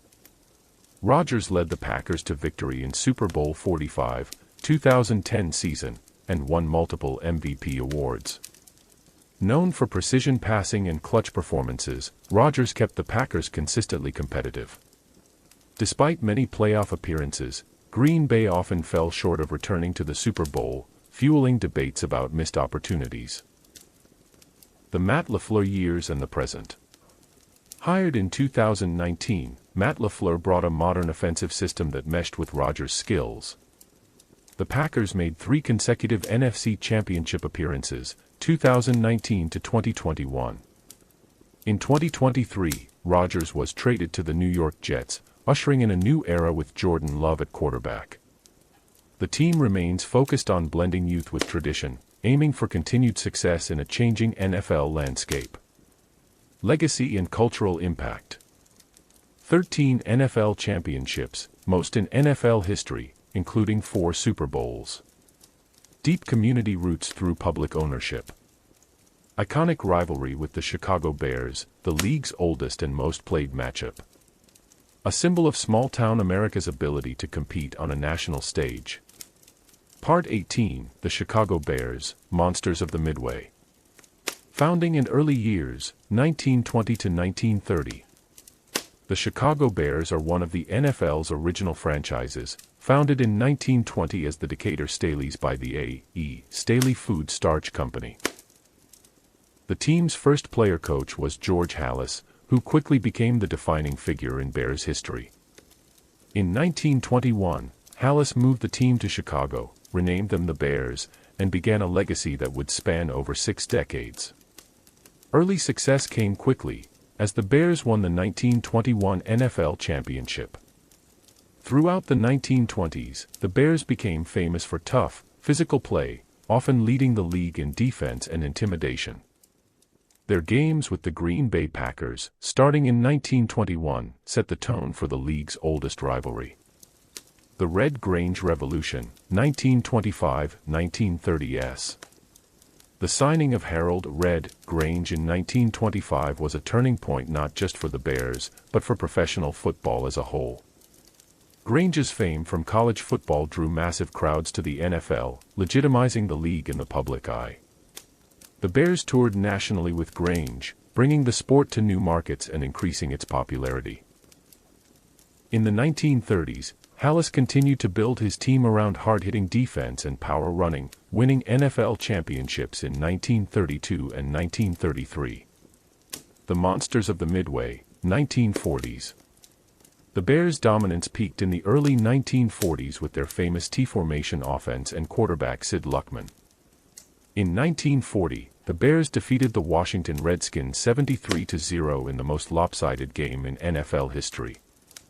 They won 4 championships in 7 years: 1940, 1941, 1943, 1946. The team's bruising style and unmatched defense earned them the nickname Monsters of the Midway. Post-war years and decline: 1950s, 1960s. While the Bears remained competitive, they didn't dominate as they had in the 40s. The team's championship drought ended in 1963 when Mike Ditka, Doug Atkins, and a stifling defense carried them to the NFL title. George Halas retired as head coach in 1967, closing an era in which he had coached the Bears for 40 seasons across multiple stints. The 1970s, a struggle for identity. The post-Halas Bears often struggled to find consistency. The decade featured losing seasons, coaching changes, and few playoff appearances. One bright spot was the drafting of running back Walter Payton in 1975, who would become one of the greatest players in NFL history. The 1985 Super Bowl champions. The Bears' defining modern moment came under head coach Mike Ditka in the mid-1980s. Led by Walter Payton, quarterback Jim McMahon, and the legendary 1985 defense coached by Buddy Ryan, the Bears went 15-1 in the regular season. The defense, anchored by Mike Singletary, Richard Dent, and Dan Hampton, overwhelmed opponents. The Bears dominated Super Bowl 20, defeating the New England Patriots 46-10. The team's swagger was immortalized in the Super Bowl Shuffle, a music video recorded before they even played the championship game. Post-85 roller coaster, 1990s, 2000s. After their Super Bowl win, the Bears remained competitive for a few years but couldn't replicate their peak. Ditka was fired in 1992, and the team cycled through coaches like Dave Wannstedt and Dick Joran. In 2006, under head coach Lovie Smith, the Bears returned to the Super Bowl but lost to Peyton Manning's Indianapolis Colts. The 2010s, strong defense, offensive struggles. The Bears remained known for tough defenses with stars like Brian Urlacher, Lance Briggs, and Charles Tillman, but struggled offensively. Multiple coaching changes and quarterback instability defined the decade. A highlight came in 2018 when the Bears went 12-4 under coach Matt Nagy, but a playoff loss to the Eagles on the infamous double doink missed field goal kept them from advancing. Recent years and rebuilding. The Bears are now in another rebuilding phase. In 2021, the team drafted quarterback Justin Fields, hoping he will become the long-term answer at the position. The 2020s have been marked by roster overhauls, coaching changes, and efforts to modernize the offense while preserving Chicago's defensive tradition. Legacy and rivalries.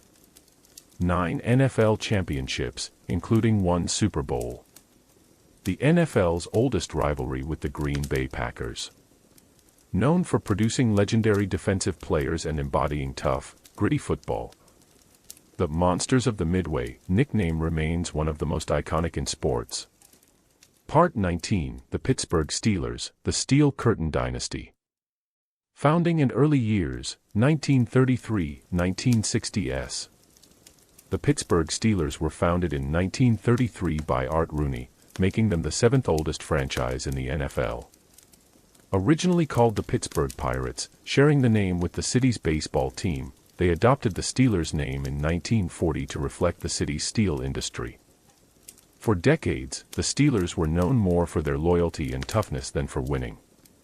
From 1933 to 1971, they had only 8 winning seasons, and no championships. The Steelers often played their home games at Forbes Field and later Pitt Stadium before moving to Three Rivers Stadium in 1970. The 1970s, the Steel Curtain Dynasty. The franchise's fortunes changed when head coach Chuck Noll took over in 1969. The Steelers drafted future Hall of Famers Terry Bradshaw, Joe Green, Jack Lambert, Jack Ham, Franco Harris, Lynn Swann, John Stallworth, and Mike Webster in the early 1970s. Their defense, nicknamed the Steel Curtain, became one of the most dominant in NFL history. Super Bowl dominance. Super Bowl IX, 1974, defeated the Minnesota Vikings 16-6. Super Bowl X, 1975, beat the Dallas Cowboys 21-17, highlighted by Lynn Swann's acrobatic catches.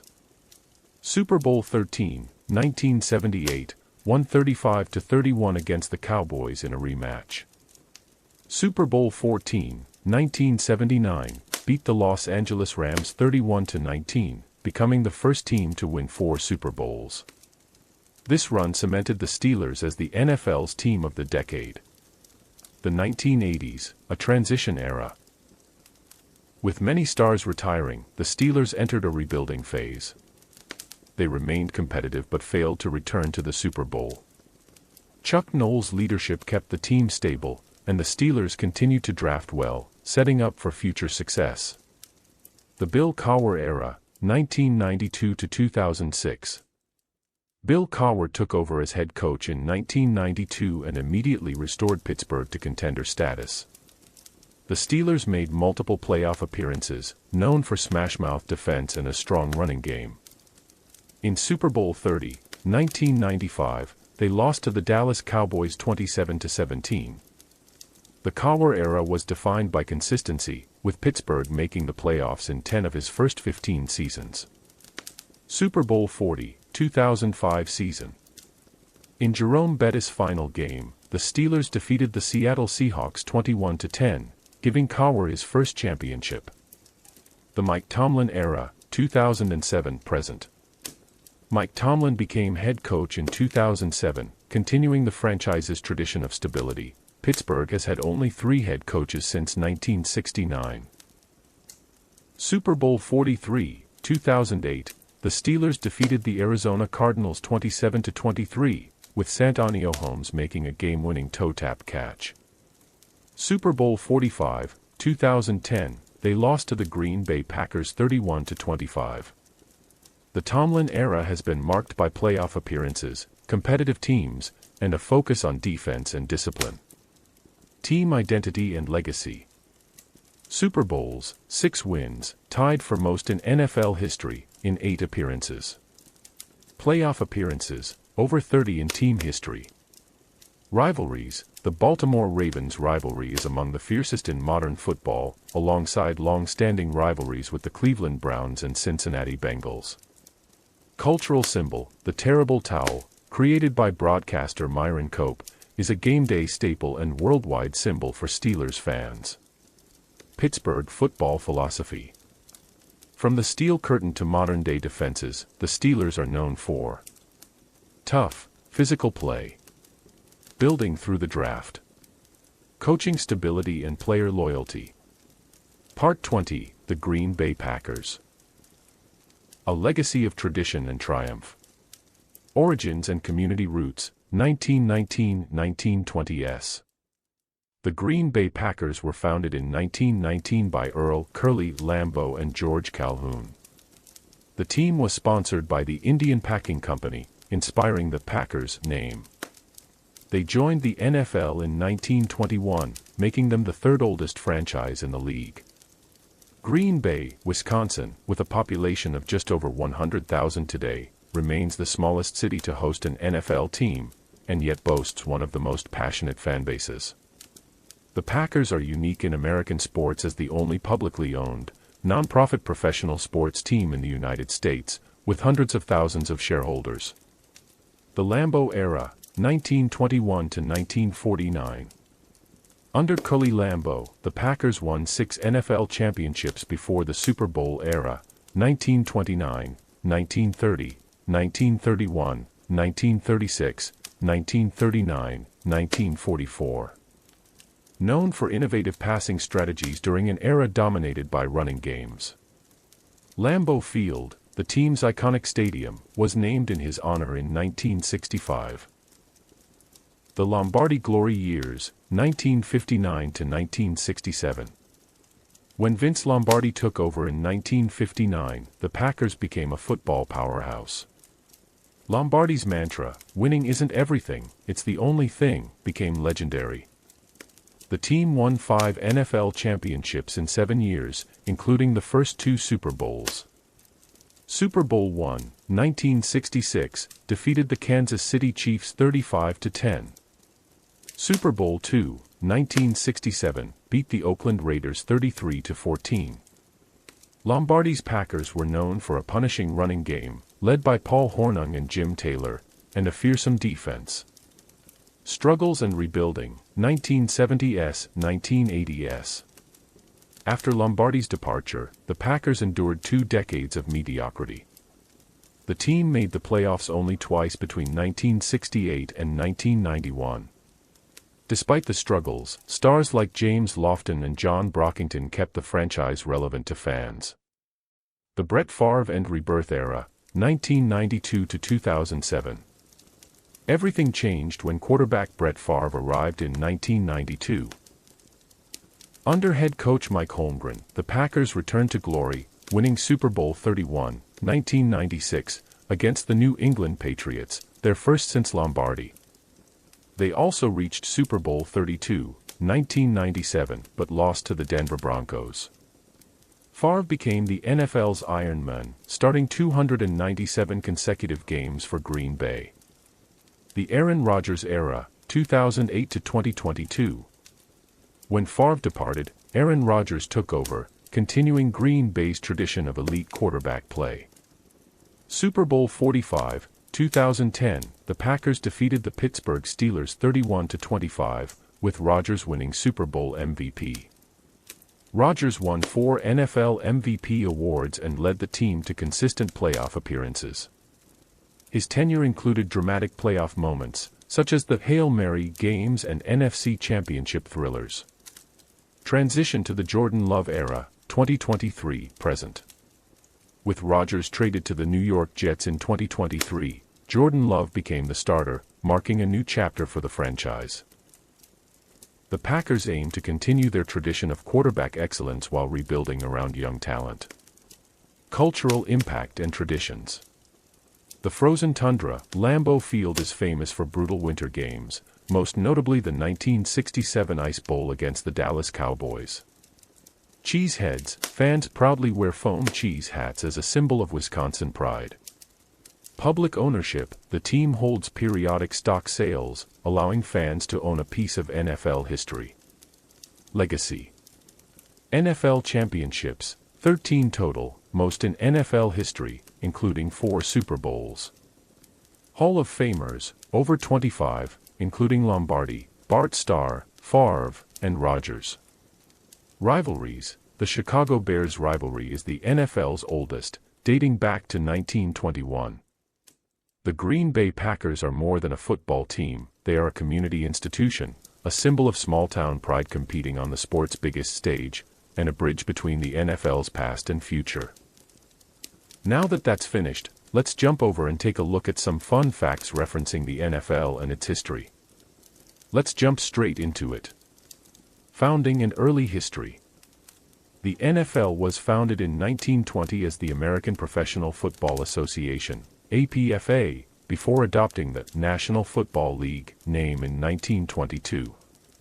There were only 10 original teams, and only the Chicago Bears, then Decatur Staleys, still exist today under their original franchise line.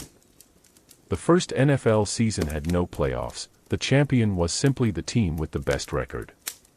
The first NFL game ever played was on October 3, 1920, between the Dayton Triangles and the Columbus Panhandles. In the early years, teams regularly folded and new teams popped up. Stability came only after the 1930s. The Super Bowl era. The first Super Bowl was played in 1967, and was originally called the AFL-NFL World Championship Game. The Green Bay Packers won the first 2 Super Bowls, cementing Vince Lombardi's legacy. Super Bowl Sunday is the second largest U.S. food consumption day after Thanksgiving. The Super Bowl trophy is named after Vince Lombardi, who died just before the 1970 season. No Super Bowl has ever gone into overtime until Super Bowl 51 in 2017, when the Patriots beat the Falcons. Team records and quirks. The Pittsburgh Steelers and New England Patriots share the record for most Super Bowl wins, with 6 each. The Detroit Lions, Cleveland Browns, Jacksonville Jaguars, and Houston Texans have never appeared in a Super Bowl. The Buffalo Bills appeared in 4 straight Super Bowls, 1990 to 1993, but lost all 4. The Chicago Bears scored the most points in a Super Bowl by a team's defense, 14 points in Super Bowl 20. The New York Giants are the only team to win a Super Bowl in 4 different decades, 1980s, 1990s, 2000s, 2010s. Individual achievements. Jerry Rice holds nearly every significant receiving record, including career receptions, yards, and touchdowns. Tom Brady holds the record for most Super Bowl wins by a player with 7. Adam Vinatieri is the NFL's all-time leading scorer, with 2,673 points. Brett Favre started 297 consecutive regular season games, an NFL record for a quarterback. Deion Sanders is the only person to play in both a Super Bowl and a World Series. Cultural impact. The NFL's Thanksgiving Day games tradition began in 1934 with the Detroit Lions hosting the Chicago Bears. Monday Night Football debuted in 1970, bringing football to primetime television audiences. The NFL generates more annual revenue than any other professional sports league in the world. The Gatorade shower tradition began in 1985 when New York Giants players dumped it on coach Bill Parcells after big wins. The term Hail Mary in football was popularized by Cowboys quarterback Roger Staubach after his game-winning pass in 1975 against the Vikings. Historic games and moments. The 1958 NFL championship between the Baltimore Colts and New York Giants is called the greatest game ever played, and helped popularize pro football. In 1972, the Miami Dolphins completed the only perfect season in NFL history, going 17-0 and winning Super Bowl VII. The Immaculate Reception by Franco Harris in 1972 is considered one of the most famous plays in NFL history. In 1982, the snowplow game saw a New England Patriots worker clear a path for the winning field goal during a blizzard. The helmet catch by David Tyree in Super Bowl 42 helped the Giants upset the undefeated Patriots. Rules and innovations. The forward pass wasn't legalized until 1906 in an effort to make the game safer. Instant replay was first introduced in the NFL in 1986, removed in 1992, and reinstated in 1999. Two-point conversions became legal in the NFL in 1994. Overtime was introduced in 1974 for regular season games to prevent ties. The goalposts were originally at the front of the end zone until they were moved back in 1974 to reduce collisions. Team oddities. The Arizona Cardinals are the oldest continuously run professional football team, founded in 1898. The Green Bay Packers are the only nonprofit, publicly owned major pro sports team in the U.S. The Dallas Cowboys hold the record for the longest streak of consecutive sellouts, home and away, dating back to 2002. The Minnesota Vikings have lost 4 Super Bowls without a win.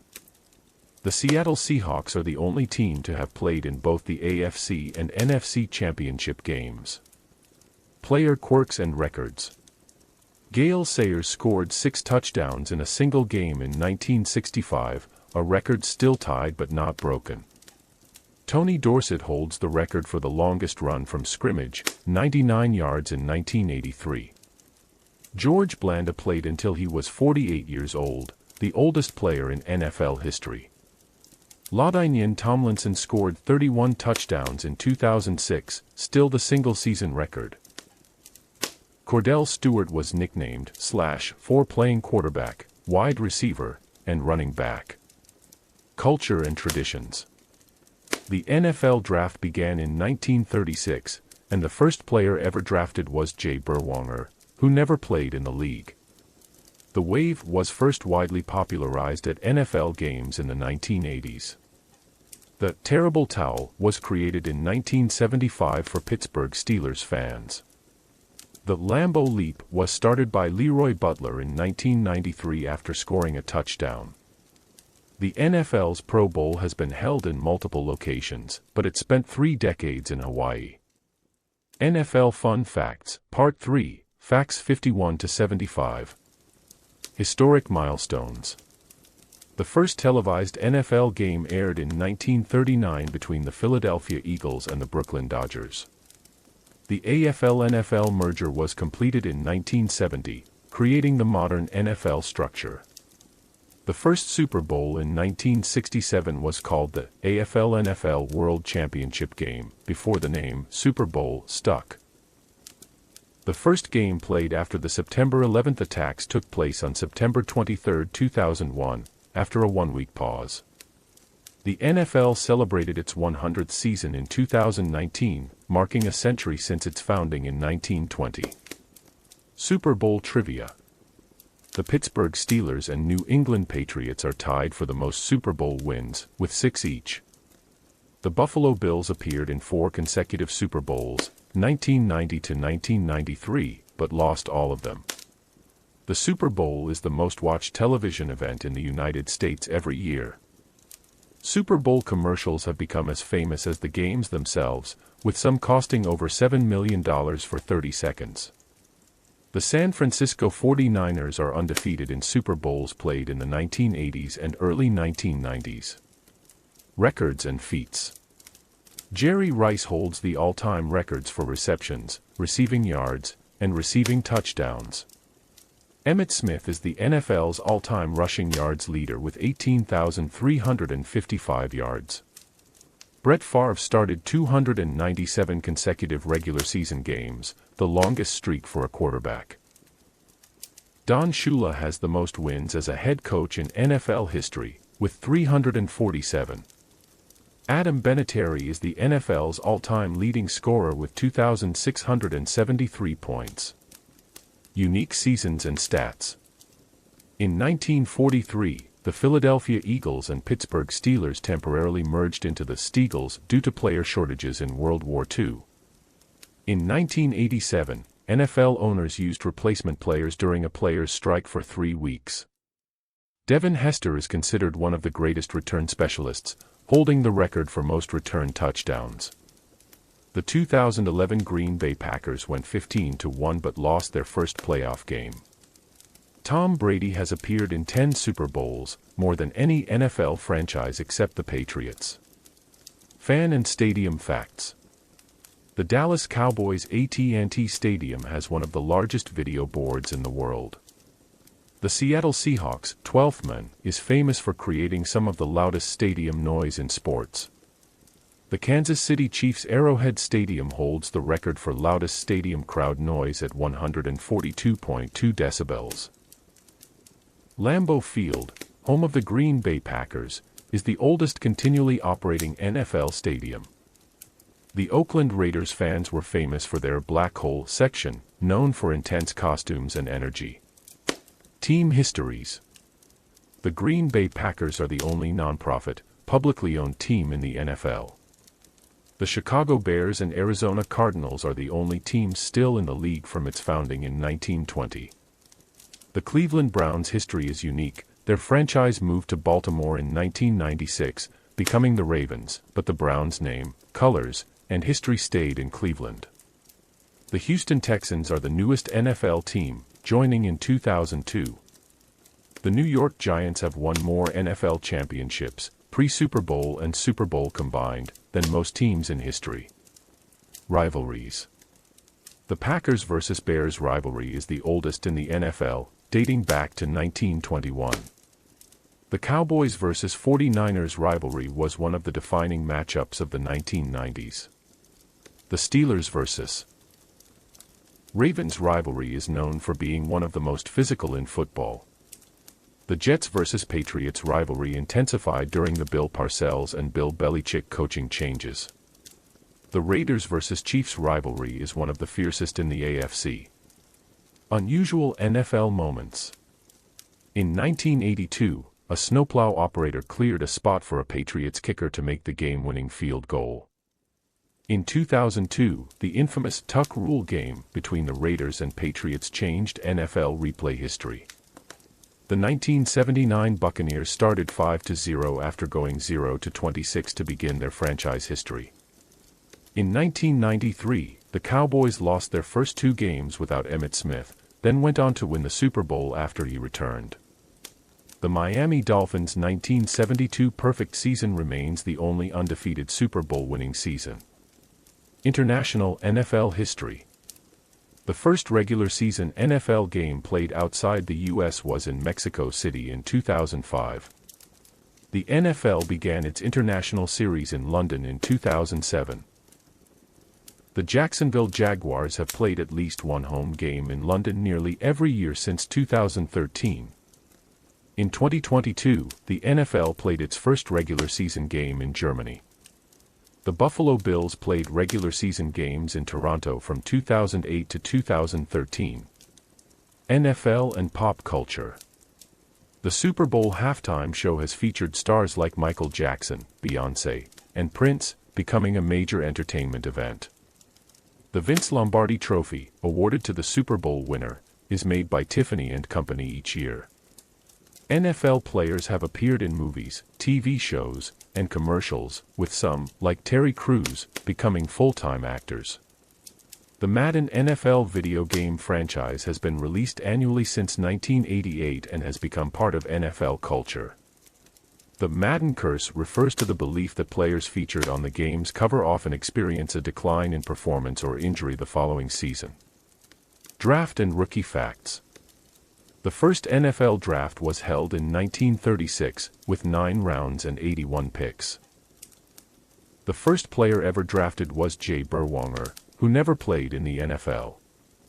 In 1983, the quarterback class included John Elway, Jim Kelly, and Dan Marino. Tom Brady was famously selected 199th overall in the 2000 NFL Draft. Bo Jackson was drafted by the Tampa Bay Buccaneers in 1986 but refused to play for them, choosing baseball instead.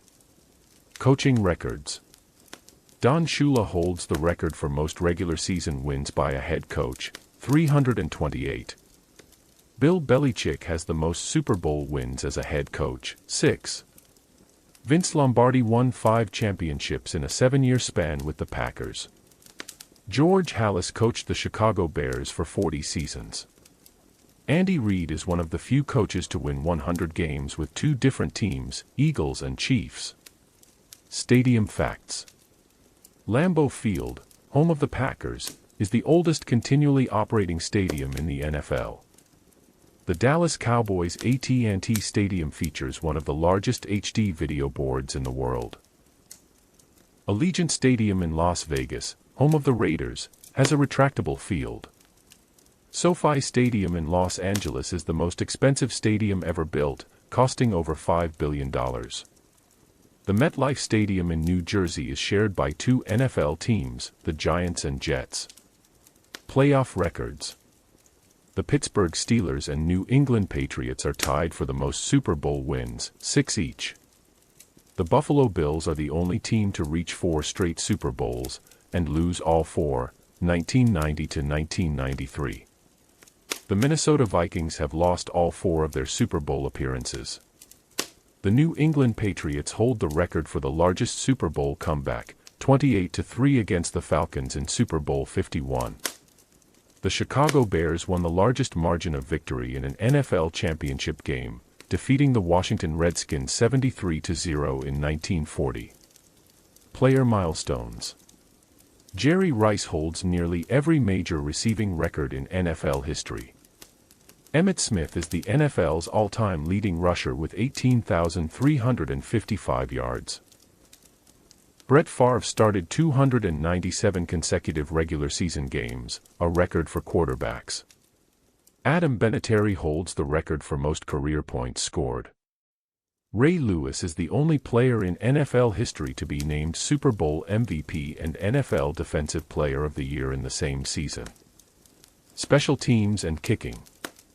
The longest field goal in NFL history is 66 yards, made by Justin Tucker in 2021. Tom Dempsey set a then-record 63-yard field goal in 1970 despite being born without toes on his right foot. Sebastian Janikowski was the first kicker drafted in the first round in over 20 years when the Raiders picked him in 2000. Devin Hester holds the record for most career return touchdowns, 20. Cordarrelle Patterson holds the record for most kickoff return touchdowns in NFL history, 9. Memorable games. The 1958 NFL Championship, known as the greatest game ever played, went into sudden death overtime and helped boost the NFL's popularity. The Ice Bowl in 1967 between the Packers and Cowboys had a wind chill of -48 degrees.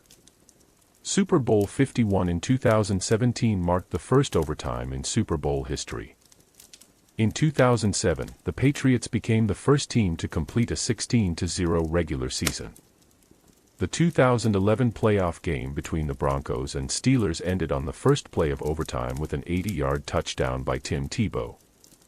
Team records. The 1972 Miami Dolphins remain the only team to have a perfect season, including playoffs. The Chicago Bears have the most total wins of any NFL franchise.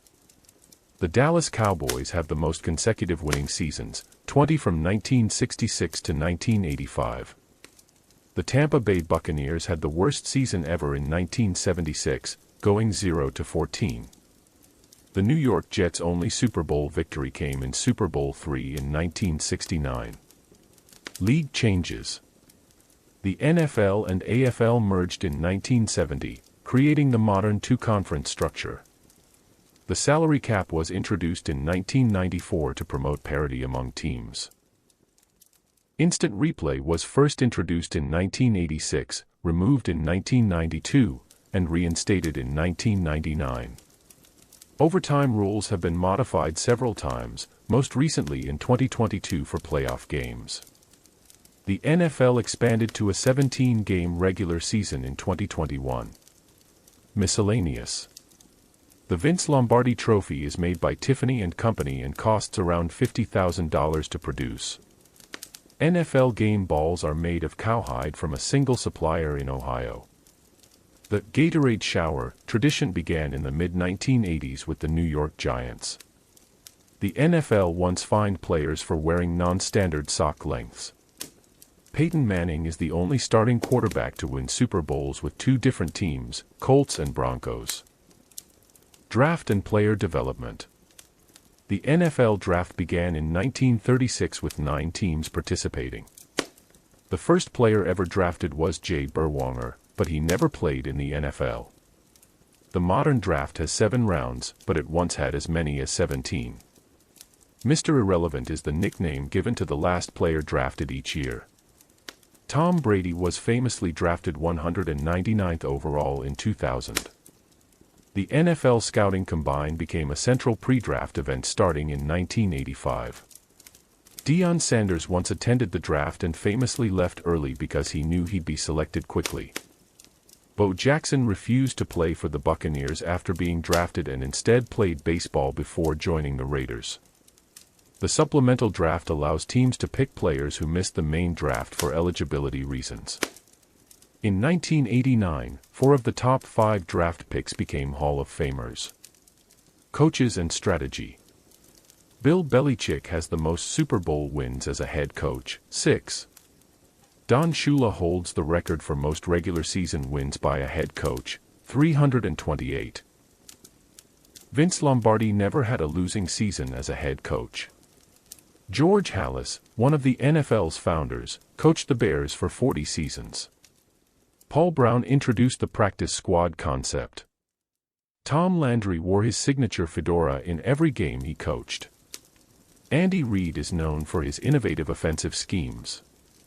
Bill Walsh popularized the West Coast offense in the 1980s. Mike Ditka is one of only 2 people to win a Super Bowl as a player, assistant coach, and head coach. Chuck Noll won 4 Super Bowls with the Steelers in the 1970s. Rivalries and culture. The Packers-Bears rivalry is the oldest in NFL history. The Cowboys and 49ers developed a fierce playoff rivalry in the 1990s. Raiders vs. Chiefs games are often considered among the NFL's most intense matchups. The Steelers-Ravens rivalry is known for its physical style of play. The Eagles and Cowboys rivalry often dominates NFC East storylines. Records and achievements. Jerry Rice holds the record for the most career receiving yards, 22,895. Emmitt Smith has the most career rushing yards, 18,355. Drew Brees holds the record for the most career pass completions. Brett Favre once started 297 consecutive regular season games. Adam Vinatieri is the NFL's all-time leading scorer. Deion Sanders is the only athlete to play in both a Super Bowl and a World Series. Peyton Manning holds the single-season record for passing touchdowns, 55 in 2013. LaDainian Tomlinson scored 31 total touchdowns in 2006, an NFL record. George Blanda played in the NFL until age 48. Patrick Mahomes was the youngest quarterback to win both an MVP and a Super Bowl. Unusual moments. The infamous snowplow game in 1982 involved a tractor clearing a spot for a Patriots kicker. The 1967 NFL Championship, nicknamed the Ice Bowl, was played at -13 degrees Fahrenheit in Green Bay. A 1993 game saw Leon Lett's blunder in the snow cost the Cowboys a win. In 2002, the Lions went 0-16, becoming the first team to lose every game in a 16-game season. The 1970 Monday Night Football debut featured the Jets vs. Browns. The Music City Miracle, in 2000 saw the Titans beat the Bills with a last-second kickoff return. The helmet catch in Super Bowl 42 remains one of the most iconic plays in NFL history. In 1978, the Holy Roller play saw the Raiders advance a fumble for a touchdown. The 2015 NFC Championship featured the Seahawks overcoming a 16-0 deficit to win in overtime. The Saints' onside kick to start the second half of Super Bowl 44 was a bold, game-changing call. Cultural impact. The NFL is the most popular sports league in the United States. The Super Bowl is among the most watched television events annually. Halftime shows have featured global music icons like Michael Jackson, Beyoncé, and Prince. Madden NFL video games have been a cultural staple since 1988. The NFL's influence extends into fashion, film, and community outreach programs nationwide. That will conclude our episode tonight on Background Historian. Thank you everyone for tuning in, don't forget to subscribe, and have a great night.